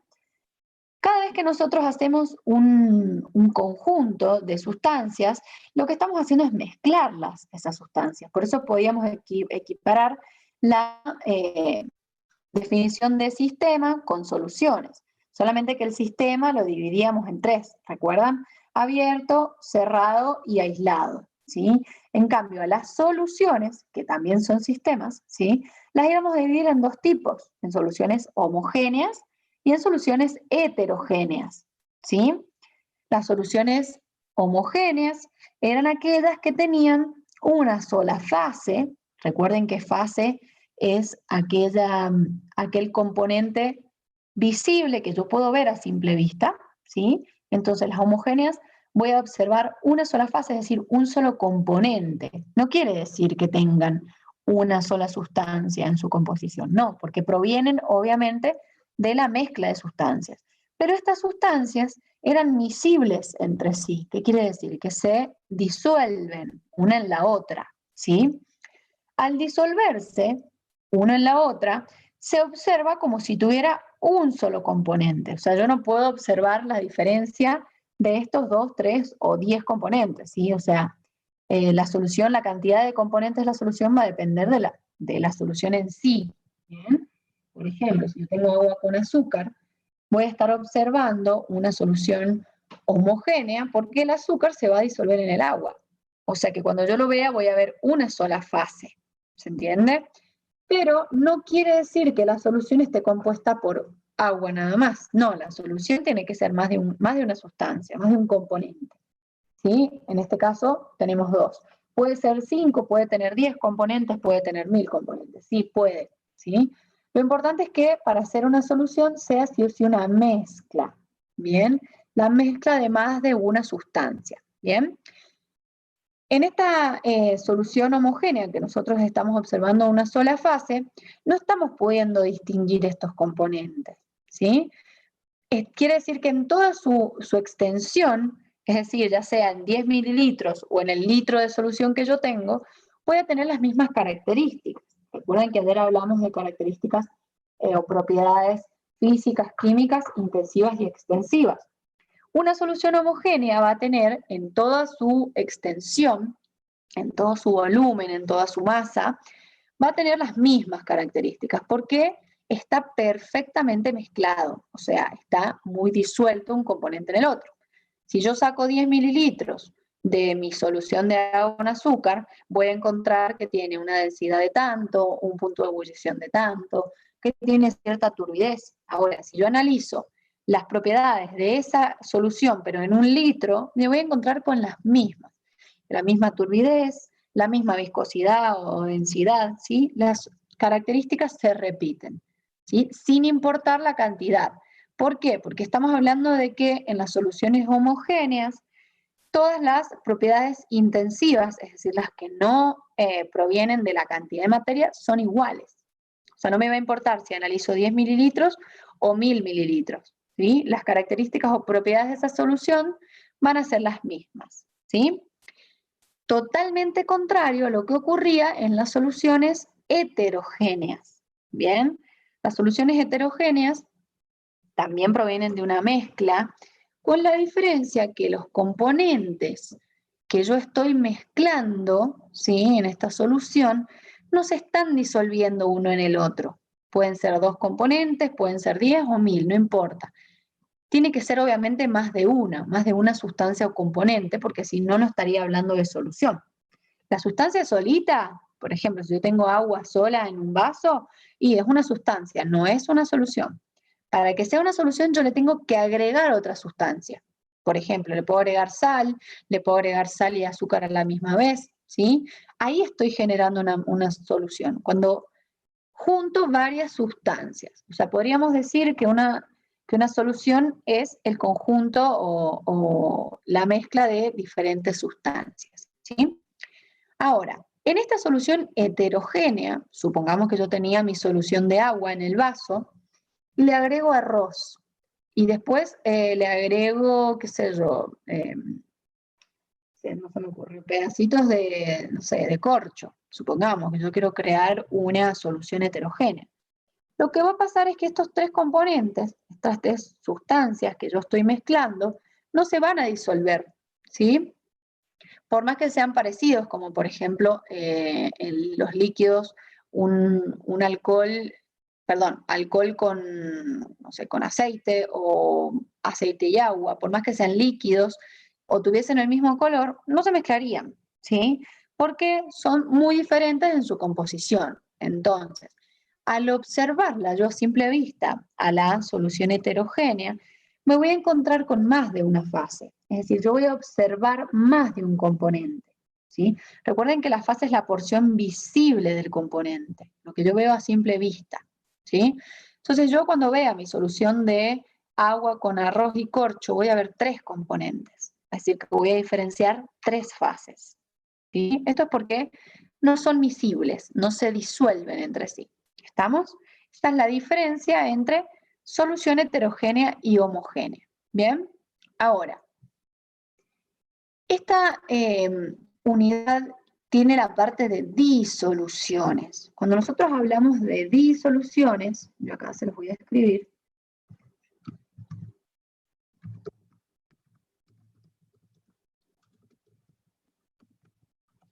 Siempre que hablamos de una solución,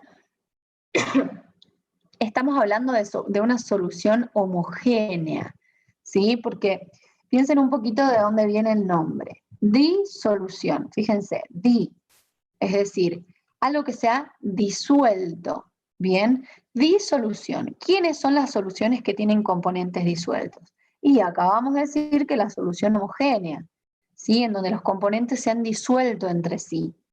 Por eso puedo observar una sola fase, un solo componente, ¿sí? Entonces, las disoluciones equivalen a las soluciones homogéneas. Es lo mismo que yo diga disolución o que diga solución homogénea.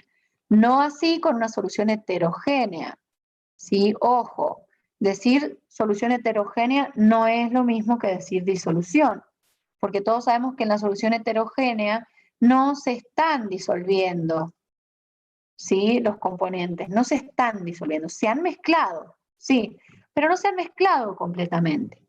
¿Bien? Entonces, en esta unidad, la unidad número 2, vemos específicamente los tipos de disoluciones, es decir, de soluciones homogéneas, ¿sí? Fíjense los ejemplos, acá nos habla, por ejemplo, de los nutrientes disueltos en sangre, bien, que son transportados a las células, ¿sí? Cuando nosotros miramos la sangre a simple vista, no vemos los componentes, es decir, vemos una sola fase. Esto era lo que llamábamos dispersiones coloidales, que a simple vista se ven como soluciones homogéneas. Si yo observo la sangre en un microscopio óptico, me voy a encontrar con que tiene diferentes componentes y diferentes fases, ¿sí? Eso depende cómo yo lo mire. Pero a simple vista la sangre es una solución homogénea, ¿sí? O sea, veo un todo, veo una sola fase. Los nutrientes, por más que yo los mire al microscopio, no los puedo observar. Yo que soy bioquímica, te los digo por experiencia, no se puede observar en un microscopio óptico los carbohidratos, los triglicéridos, los medicamentos que van en sangre, no se pueden observar, ¿sí? Eso quiere decir que están disueltos, ¿sí? Es decir, que la sangre podría ser una disolución, es decir, un solo tipo de solución homogénea en donde tenemos disueltos varios componentes. Después van a llegar a la célula, esos componentes se van a depositar y la sangre vuelve a ser una solución homogénea, ¿sí? Entonces, fíjense que acá tenemos otros ejemplos como el agua de mar, la saliva, la orina, la lavandina, el vinagre, ¿sí? El agua que bebemos también es un tipo de disolución homogénea. ¿Por qué? Porque la mayoría de nosotros bebe agua de la canilla, ¿sí? Y el agua de la canilla tiene un montón de otros elementos que la hacen disolución, de otras sustancias, ya sea cloro, ya sea algún otro mineral, dependiendo del lugar del mundo, ¿bien? Es importante que la disolución sea siempre homogénea, es decir, que yo pueda observar una sola fase a simple vista, ¿sí? Fíjense lo que les dice acá, las disoluciones son mezclas homogéneas, en tanto están formadas por dos o más, ¿sí? Dos o más puede ser la cantidad que se me ocurra, 1000, 10.000 componentes, lo que se me ocurra, ¿sí? Lo que es importante es que están presentes en la misma fase. Esto, pero recontra de memoria para el examen, ¿sí? Porque es importantísimo, en clase lo volvemos a ver, ¿bien? Fíjense que acá les da ejemplos en los que no importa el estado. Recuerden que vimos los 3 estados de agregación, sólido, líquido y gaseoso. El estado de agregación que tenga una solución, ¿sí? En sus componentes, no me interesa. Pueden haber soluciones que son completamente líquidas, bien, acá tienen ejemplos, como el agua de mar. Pueden haber soluciones que son completamente gaseosas, ¿sí? Como el aire que respiramos, o pueden haber soluciones completamente sólidas, como por ejemplo una aleación de metales, como es el cobre y el zinc, ¿sí? Q es cobre, ZN es zinc, ¿sí? Ahora, ¿existen soluciones en las que se mezclen estos 3 estados de agregación? Sí. Pensemos en la soda, ¿sí? Todos hemos tomado soda o gaseosa, cualquier tipo de gaseosa. ¿Qué le pasa a la soda? La soda es agua con gas, ¿sí? Entonces, tenemos 2 tipos de estados de agregación en la misma fase. No quiere decir que sea una solución heterogénea, no, es una solución homogénea. Porque si yo tomo 10 mililitros de esa soda, va a ser lo mismo que me tome 1 litro. Es decir, las propiedades intensivas, químicas y físicas son las mismas, ¿sí? Pero dentro de esta soda yo tengo 2 estados de agregación, una gaseosa y una líquida. O sea que puedo encontrar soluciones homogéneas con componentes en diferentes estados, ¿sí? Lo importante es que estén completamente mezclados, completamente disueltos, ¿sí? Bien. Bueno, acá tienen los ejemplos, recomiendo que se los estudien o con los ejemplos que ustedes quieran, porque normalmente eso se evalúa, es bastante sencillo, es cuestión de pensar un poquito y diferenciar entre una solución homogénea y una solución heterogénea, ¿sí? El agua con alcohol también es un tipo de disolución. El alcohol al 70 que usamos nosotros ahora normalmente para desinfectarnos las manos o las superficies, es una disolución porque yo no puedo observar el alcohol o el agua. Yo observo una sola fase, un solo líquido, ¿sí? Entonces, es una solución homogénea, ¿bien? Ahora, agua con aceite sería una solución heterogénea, ¿bien? Porque no se están mezclando los componentes, ¿sí? Las sustancias. Una sustancia puede tener diferentes componentes en una misma fase, ¿sí? Bien, eso es lo que están diciendo.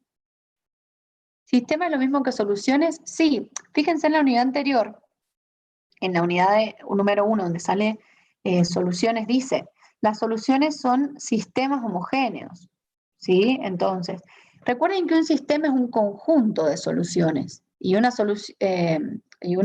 Perdón, vamos de nuevo. Un sistema es un conjunto de sustancias y una solución también es un conjunto de sustancias, ¿sí? Por eso lo equiparamos al término. Pero recuerden que para hablar de sistema, yo hablo de un conjunto de sustancias al que le pongo una barrera, ¿sí? Le pongo un límite, ¿cómo se dice? Algo que me lo separe, que me lo aísle, ¿sí? Entonces, los dos son conjuntos de sustancias, sí, pero el sistema tiene una barrera que lo hace cerrado, abierto o impermeable, ¿bien? La solución no se fija en si tiene barrera o no. La solución únicamente me dice que puede ser heterogénea u homogénea, ¿sí? Tienen que, justamente, básicamente tienen que estudiar después de cada clase para más o menos terminar de incorporar lo que yo voy explicando. Por eso es importante que tengan el cuadernillo. ¿Estamos? Bien, estos son ejemplos. Todos los que me estaban diciendo también, una solución de agua con alcohol también sería una disolución, es decir, una solución homogénea líquida, ¿sí? Puedo tener diferentes estados. El aire que respiramos, ¿sí? Tiene oxígeno, nitrógeno, hidrógeno, puede tener dióxido de carbono, puede tener un montón de gases que yo a simple vista ni siquiera lo veo al aire. Bien, no quiere decir que no sea materia, es una materia gaseosa que conforma una solución homogénea, ¿sí? El oxígeno solo, una molécula o varias moléculas, por ejemplo, un tanque de oxígeno, no es una solución, ¿sí? Ojo, ¿por qué? Porque la solución tiene que tener más de una sustancia. Y en un tanque de oxígeno, yo tengo oxígeno puro. Estoy hablando de una sustancia simple pura, ¿sí? Sustancia, no solución. Ahora, el oxígeno mezclado con el nitrógeno sí es una solución gaseosa. ¿Bien? ¿Por qué? Porque tengo más de una sustancia. Por eso es que sistema, conjunto de sustancias, solución, conjunto de sustancias. ¿Sí? Solamente que en la solución las sustancias están mezcladas. ¿Bien? Ahora, según cómo se mezcle, me va a dar si es una solución homogénea o una solución heterogénea. ¿Sí? Bueno, acá tenemos más ejemplos. Fíjense, nos dedicamos, acá dice las disoluciones son mezclas homogéneas de composición variable. Como les decía, la solución, un sólido en líquido, por ejemplo, azúcar en agua, un gas en un líquido, la soda, ¿sí? Dióxido de carbono en agua, o un líquido en un líquido, como es el etanol, ¿sí? El alcohol en agua. Bien, esos son buenos ejemplos que se podrían aprender. Ahora, recuerden que estamos hablando de disoluciones, soluciones homogéneas. Bien, más allá de la cantidad de sustancias o componentes que tenga esta disolución, siempre vamos a encontrar en su composición uno que es el soluto y otro que es el solvente o disolvente. Ven que acá sale como disolvente, pero es lo mismo decir solvente o disolvente, es exactamente lo mismo. Lo que les está diciendo la palabra es que es el componente que disuelve. ¿Sí? Es el disolvente, disuelve al otro o a los otros componentes, ¿sí? Porque, por ejemplo, si yo al agua le pongo azúcar y sal, el agua va a ser mi solvente y va a estar disolviendo los componentes, sustancias como serían la sal y el azúcar, ¿sí? Tengo dos componentes, bueno, el agua los disuelve a los dos, ¿sí? ¿Cómo me voy a dar cuenta cuál es el disolvente y cuál o cuáles son los solutos? Viendo la proporción, ¿sí? Fíjense, el disolvente es aquel que se encuentra en mayor cantidad y tiene la capacidad de disolver a los otros, ¿bien? En cambio, el o los solutos, ¿bien? Son los que están en menor proporción y son disueltos por el disolvente, ¿bien? En el caso del ejemplo del vaso de agua con sal y azúcar, el agua sería el disolvente y la sal y el azúcar serían los solutos. Bien, ahora, ¿qué pasa si yo lo invierto? ¿Qué pasa si yo tengo un vaso de azúcar y le agrego una cucharada de sal y una de agua? No voy a poder disolverlo a todo, ¿sí? No porque el agua sea el solvente universal, quiere decir que siempre va a disolver a todo. No, eso depende de la cantidad. Si yo mezclo un vaso de azúcar con una cucharada de sal, Ahí mi solvente va a ser la sal y mi solvente va a ser el azúcar y mi soluto va a ser la sal. Porque el que yo tenía en mayor cantidad era el azúcar. ¿Sí? Siempre el solvente es el que se encuentra en mayor cantidad.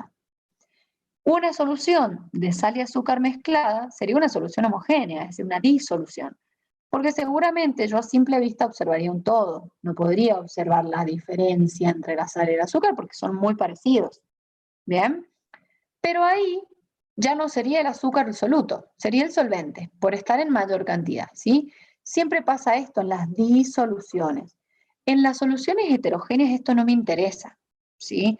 Las soluciones heterogéneas no tienen soluto y solvente, ¿bien? Esto solo se aplica a las disoluciones, es decir, las homogéneas, ¿bien? Como les dije recién, nos encontramos con que el agua es el solvente universal, es decir, disuelve a casi todas las sustancias, no a todas, casi todas las sustancias. ¿Bien? Pero bueno, obviamente depende de la cantidad, como les decía recién. Siempre tiene que estar en mayor cantidad para ser el disolvente. Acá les hablo un poquito de lo que es la solubilidad y el proceso de disolución, ¿sí?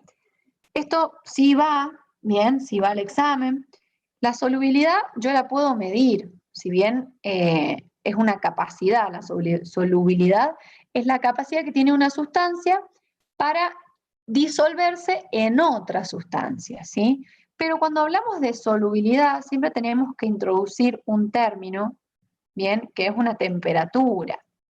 ¿Por qué? Porque nosotros sabemos que no todo se disuelve a temperatura ambiente, ¿sí? Por ejemplo,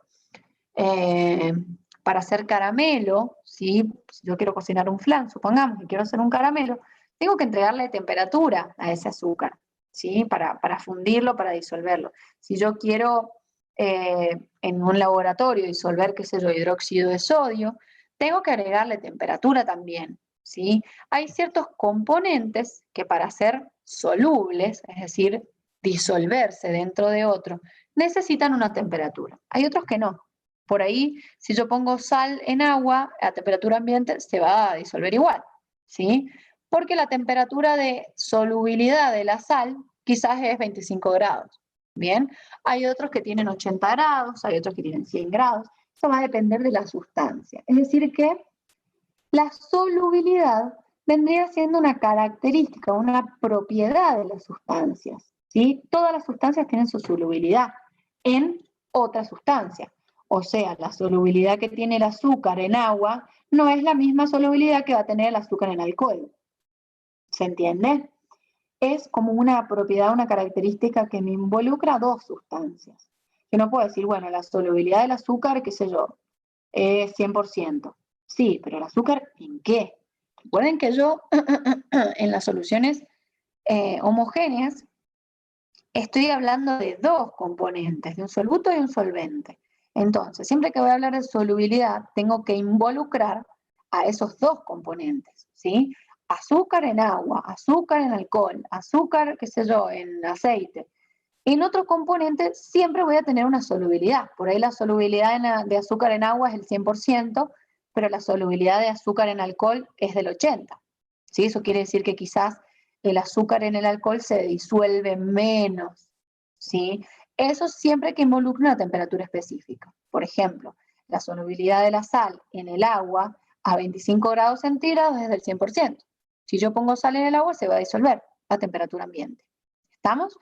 Normalmente, mientras más temperatura yo le agregue a esa solución, más diluida va a estar, perdón, más se va a disolver, ¿sí? O sea, si yo al café frío le agrego azúcar, me va a costar disolverlo, ¿sí? Porque seguramente la solubilidad del azúcar involucra una temperatura por lo menos de 30 grados, ¿sí?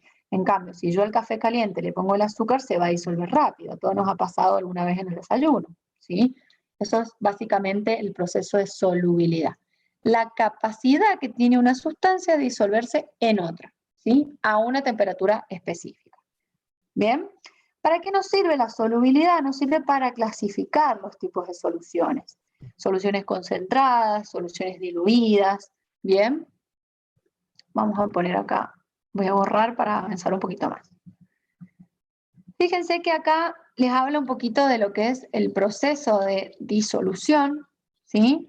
En el que tenemos, necesariamente tienen que haber estas tres interacciones, es decir, que el disolvente interaccione con el disolvente, supongamos que es el agua, que el soluto interaccione con el soluto, supongamos que es la sal, y que a su vez el soluto interaccione con el solvente, ¿sí? Se tienen que dar estas tres cosas. Bien, etapa 1, etapa 2, etapa 3. Fíjense que el final de esta solución es una solución perfectamente mezclada, en donde si yo observo tengo tantas partículas azules como negras en el mismo espacio, ¿sí? Estamos hablando de una disolución perfectamente mezclada. ¿Bien? ¿Cuáles son los...? Bueno, esto no le den mucha importancia, los mecanismos de solución, la solvatación, la hidratación, porque esto me gustaría explicárselos mejor cuando veamos un poquito de compuestos inorgánicos, como por ejemplo la sal. Ahí les voy a explicar por qué el agua disuelve a la sal. Así que esto lo vamos a dejar para dentro de unas 2 semanitas, cuando veamos compuestos inorgánicos se los vuelvo a explicar, ¿sí? Porque si no por ahí ahora no lo van a entender. ¿Bien? Sí tienen que saber lo que es la solubilidad, esta capacidad de una sustancia de disolverse en la otra a cierta temperatura y que la afecta. ¿Sí? La solubilidad se ve afectada, justamente decíamos, por la temperatura y por otro factor ambiental que es súper importante, que es la presión. Bien, la presión va a depender normalmente, si hablamos naturalmente, de la altura a la que se encuentre la persona, ¿sí? Sino de las condiciones que recree el laboratorio o el lugar donde yo esté, ¿sí? Fíjense que acá es un cuadro que, bueno, no se ve muy bien, pero es un cuadro que relaciona la presión con la temperatura, que me involucran, ¿sí? Fíjense, dice, la solubilidad de un gas en un disolvente aumenta a medida que se incrementa la presión, ¿sí? ¿Por qué? Si alguno alguna vez ha hecho soda, con esos aparatitos que venían de hace mucho, que viene un tanquecito con el gas, con dióxido de carbono, y viene el recipiente donde voy a generar la soda, ¿bien? Para que yo pueda mezclar y generar esa solución homogénea, que es la soda o la gaseosa, tengo que sí o sí ejercerle una presión al gas, ¿sí? Recuerden que el gas es una sustancia que se puede expandir o se puede comprimir, ¿bien? Para poder mezclarlo, si yo pongo el gas en el agua y no le ejerzo presión, no se va a mezclar, lo que va a pasar es que el gas se me va a ir y voy a tener agua sola. Ahora, para yo poder generar esta disolución, le tengo que aplicar cierta cantidad de presión a ese gas, al dióxido de carbono en el agua, que es lo que hace el aparatito este que les comento que hace soda, ¿sí? Antes, cuando no se compraban los bidones, uno hacía su propia soda, y el aparatito es un compresor, ¿sí?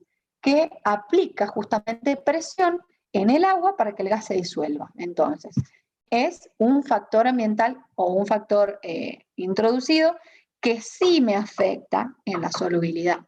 Bien, o sea, ustedes tienen que saber qué es la solubilidad y cómo se ve afectada por la presión y por la temperatura. Normalmente, a más presión hay más disolución y a más temperatura también hay más disolución. Bien, en el caso de los gases es contrario. Fíjense, dice, la solubilidad de un gas disminuye con la temperatura, ¿sí? Del gas. Pero normalmente en los sólidos es al revés, como les explicaba el ejemplo del café con azúcar. Normalmente en las soluciones donde yo tengo un soluto sólido, la solubilidad aumenta al aumentar la temperatura. Bien, estos son ejemplos, no quiero que se sepan de memoria cómo va a cambiar el azúcar en el café, no.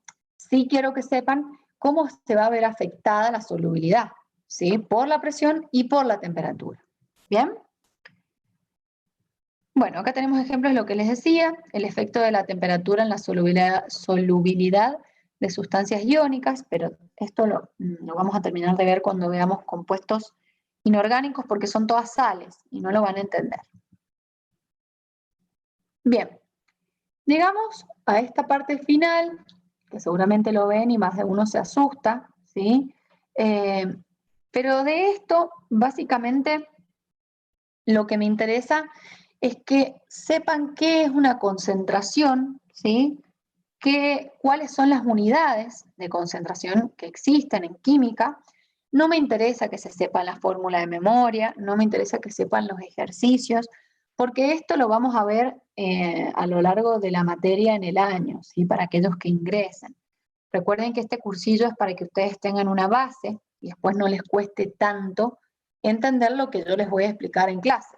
Bien, esto en clase lo vamos a ver, vamos a hacer ejercicios, vamos a aprender a formar soluciones, a formar la concentración de soluciones. Pero por ahora solo me interesa que sepan, por ejemplo, qué es una concentración, de qué depende la concentración, que ahora se los voy a explicar, y estos nombres, los porcentajes de masa absoluto, el porcentaje de masa de volumen, el porcentaje de volumen-volumen, la molaridad, ¿sí? Las partes por millón. Por lo menos sepan los nombres, ¿sí? Es decir, que si se les llega a preguntar en el examen, qué sé yo, diga por lo menos 3 ejemplos de unidades o expresiones de concentración. Lo que quiero que me respondan es, bueno, masa-masa, ¿sí? Porcentaje, fíjense acá, porcentaje masa-masa. Voy a poner para dibujar. Porcentaje masa-masa, bueno, porcentaje masa-volumen y molaridad, ¿sí? Por lo menos los nombres, necesito que se aprendan para poderme dar ejemplos, ¿sí? La fórmula no hace falta que la sepan, no hace falta que la sepan aplicar porque eso es muy, digamos, complejo para un cursillo, no nos da tiempo aparte, así que únicamente sépanse nombres a modo de ejemplo, porque seguramente en el examen puede llegar a ir, ¿bien?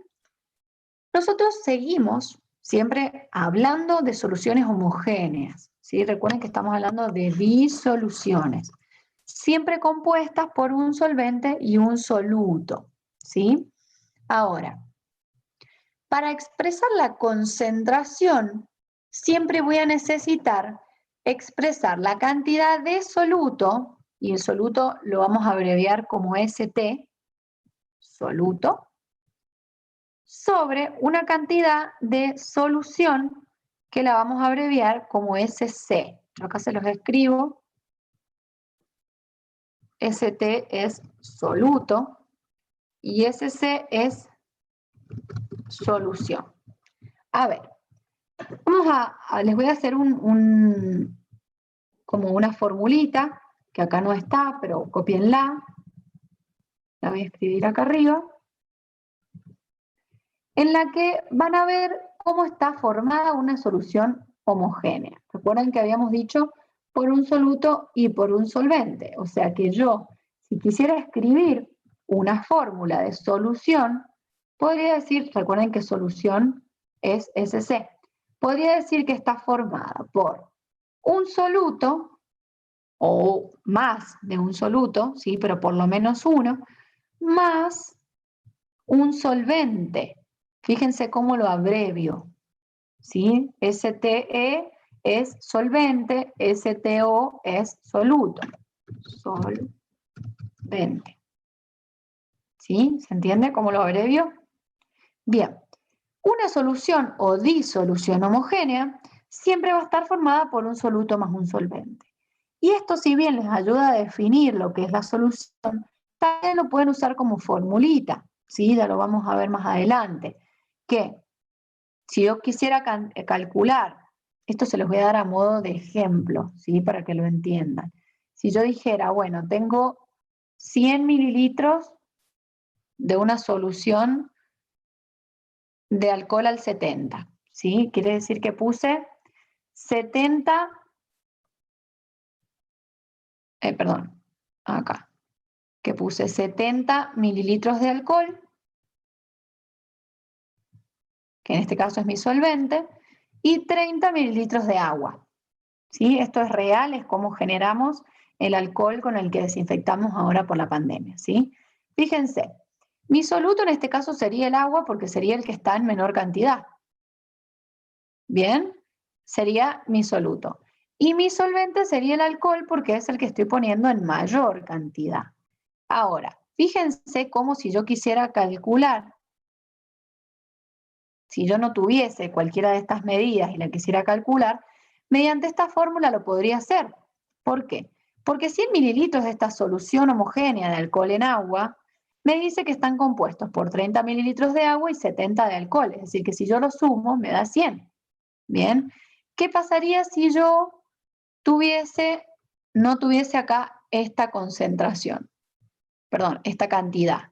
Si yo no tuviese acá esta cantidad y yo dijera, bueno, si yo pongo 30 mililitros de agua y 70 mililitros de alcohol, ¿cuánto voy a formar de solución? Bueno, simplemente tengo que sumarlo, ¿sí? O sea, es una cuentita muy sencilla que les sirve, como les decía, para definir a la solución homogénea, siempre formada por un soluto y un solvente, y a su vez para hacer cálculos. Es decir, que yo puedo decir, bueno, el total de mi solución es de 100 mililitros.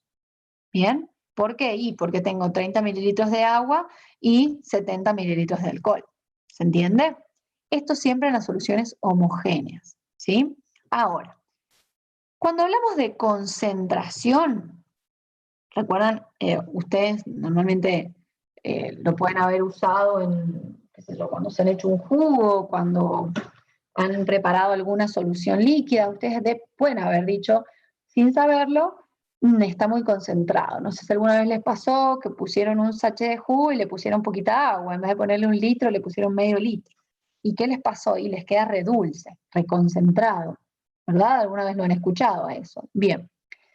Esa concentración de esa solución homogénea, ¿me la está dando quién? ¿El soluto o el solvente? Siempre en soluciones homogéneas me la va a dar el soluto, ¿sí? En el caso del jugo, mi soluto va a ser el jugo, ¿sí? Por ejemplo, el jugo Tang, por darle un ejemplo, el sachet, el sobrecito, perdón, ¿sí? Es el solvente el que me va a dar siempre la concentración, es decir, cierta cantidad de soluto en cierta cantidad de solvente. ¿Sí? ¿Por qué les quedó concentrado la jarra de jugo tan que hicieron? Y porque un sobrecito de jugo les está pidiendo 1 litro. Si yo le pongo menos solvente, es decir, le pongo 500 mililitros de agua, me va a quedar muy concentrado. ¿Qué quiere decir? Que hay mucho soluto. La concentración nosotros la vamos a basar siempre en la cantidad de soluto que hay sobre una cantidad de solvente. ¿Sí? Ahora, si yo a esos 10 gramos de jugo que trae el sobrecito, en vez de ponerle 1 litro, le puse 2, ¿qué va a pasar? Y voy a obtener una solución de jugo muy diluida, ¿sí? Pero no es la cantidad de solvente la que a mí me está dando la concentración, sino es el soluto, el jugo. Digo, bueno, es poquito jugo para esa cantidad de agua. O en el primer ejemplo, es mucho jugo para esa cantidad de agua, ¿sí? Pero siempre la concentración la voy a basar en el soluto, ¿sí? O sea, lo que yo voy a disolver. Si tengo poquito soluto en mucho solvente, tengo una solución diluida. Si tengo mucho soluto en poquito solvente, tengo una solución concentrada. ¿Se entiende? Es por eso que en estas fórmulas que vemos acá, siempre tenemos arriba, fíjense, soluto, cantidad de soluto, cantidad de soluto. ¿Lo ven? Siempre involucra una cantidad de soluto en una cantidad de solvente. Fíjense acá, solvente, solvente. Sí, acá pone solvente más solución, que es lo mismo, perdón, soluto más solvente, que es lo mismo que decir solución. No se vuelvan locos con estas fórmulas porque no van, como les explicaba, lo único que me interesa es que me den estos nombres, ¿sí? A modo de ejemplo. La concentración, es decir, la cantidad de soluto en solvente, yo la voy a medir y la voy a expresar en diferentes unidades. Así como la longitud la expresamos en metro, en kilómetro, en centímetro, ¿sí? La concentración de una solución la voy a expresar en porcentaje masa-masa, en porcentaje masa-volumen, en porcentaje volumen-volumen y en molaridad, ¿sí? Y en partes por millón, que es el que está acá abajito. Es decir, todo esto que estamos viendo acá, que parece chino básico, son unidades, ¿sí? Unidades de concentración. ¿Se entiende mi ejemplo? Así como en una unidad de masa tengo gramos, tengo kilogramos, bueno, en esta unidad de concentración de soluto contra solvente, tengo porcentaje masa-masa, masa-volumen, molaridad, partes por millón, ¿sí? Eso es todo lo que quiero que sepan. Ejemplos. Darme como ejemplo los nombres de estas fórmulas. Voy a leer lo que están poniendo en el chat.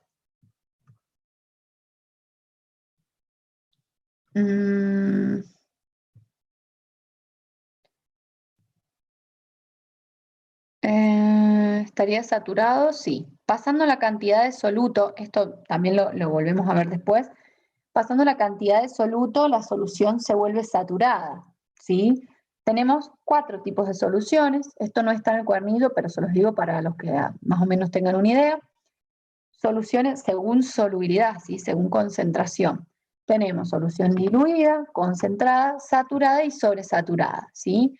¿Qué es lo que me va a dar esta concentración a mí? La cantidad de soluto en solvente. ¿Sí? Pero básicamente depende de la cantidad de soluto. Si el soluto es mucho, si el soluto es poco. ¿Se entiende? De lo que yo voy a disolver. Eso para los que me preguntaban. Las ejercitaciones, no todas, porque algún ejemplo para hacer un ejercicio. No vamos a hacer ejercicios de porcentaje, ¿sí? No lo vamos a hacer. Les decía, no hace falta que entiendan estas fórmulas ni que se aprendan las fórmulas. Bien, están en el programa. Si ustedes se fijan, les va a salir porcentaje, masa. Bueno, lo único que me interesa que se sepan de estas fórmulas son los nombres, ¿sí? A modo de ejemplo, que por ejemplo, si se encuentran en el examen, marque cuáles son unidades de concentración. Y les va a salir porcentaje masa-masa, molaridad y metro. Bueno, claramente el metro no sería una unidad de concentración, pero las otras dos sí. ¿Se entiende? Porque quiero que me sepan el nombre nada más. Quiero que sepan qué es la concentración, es decir, una cantidad específica de soluto disuelto en cierta cantidad de solvente. Bien, a mayor soluto, mayor concentración. ¿Sí? ¿Se entiende? Ejemplos de cómo voy a expresar esa concentración son los que tienen acá. Pero los nombres, se los voy a remarcar, los nombres, nada más. Ahí se los remarco. Es decir, este nombre, ¿sí? Este nombre, masa de soluto en su disolución, masa de volumen, molaridad. Esto es todo lo que quiero que sepan. Y el que sale abajo, que es partes por millón. ¿Sí? Únicamente los nombres. A modo de poder ejemplificarme cómo voy a expresar una unidad de concentración. ¿Sí? ¿Quién me da la unidad? ¿Quién me da la concentración? El soluto. ¿Sí? Esto solamente lo voy a aplicar a las soluciones homogéneas. ¿Se entiende? No a las heterogéneas. ¿Estamos? Bien. Concentración, cantidad específica de soluto disuelta en cantidad de solvente. Perfecto. A mayor cantidad de soluto, mayor concentración, menor cantidad de soluto, menor concentración o mayor dilución, ¿sí?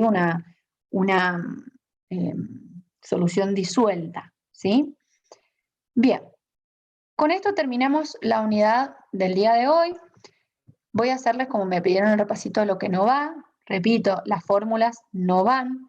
Los ejercicios tampoco van, ¿sí? Porque son muy complicados para un cursillo.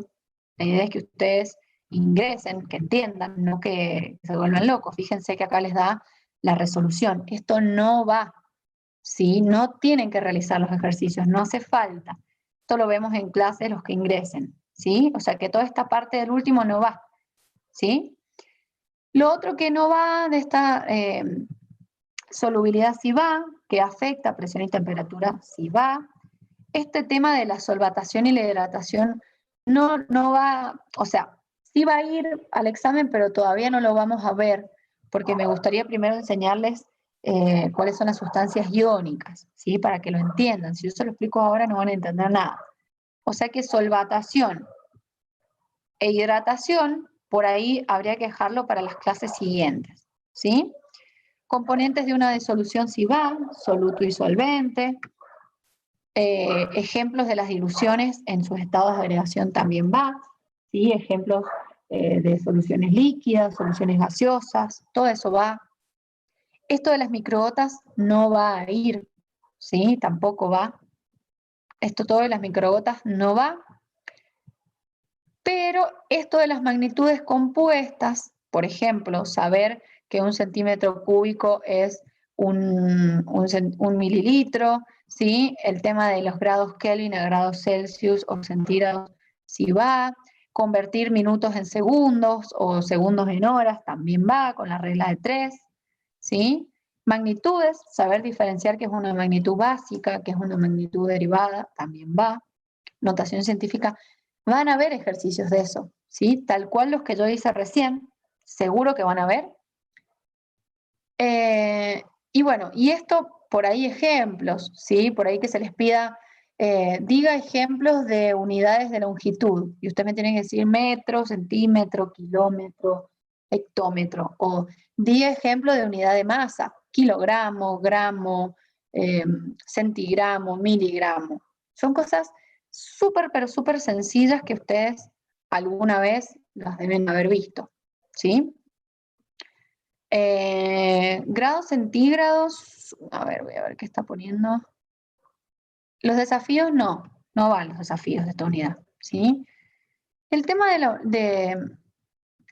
la conversión de unidades de temperatura es muy sencillo, chicos. A ver, si yo quiero pasar de centígrados, de grado centígrado, lo quiero convertir en grado Kelvin, ¿sí? Lo único que tengo que hacer a estos grados centígrados es sumarle 273, ¿sí? Sin unidad, así solito, 273. Entonces, para pasar de grado centígrado a grado Kelvin, únicamente le sumo. O sea, si yo tenía que eran 50 grados centígrados, le sumo los 273 y voy a obtener 223 grado Kelvin. ¿Se entiende? Ahora, si lo quiero hacer al revés, si quiero pasar de grado Kelvin a grado centígrado, lo que voy a hacer es restarle, es decir, menos 273. ¿Sí? Se lo voy a restar. ¿Se entiende? Es muy sencillo. Ustedes sabiéndose la formulita que está acá en el cuadernillo, lo pueden resolver muy sencillamente. ¿Sí? No me da tiempo de explicar más nada, chicos, porque ya es la 1 y me han pedido que sea muy puntual. ¿Bien?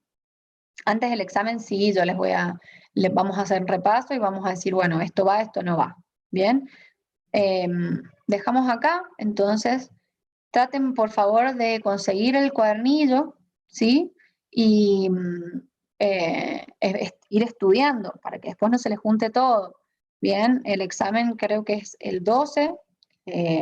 Vayan tratando de estudiar para no perder tiempo, ¿sí? Bueno, entonces hasta el martes que viene. ¿Recuerdan? Clase del martes, ¿sí?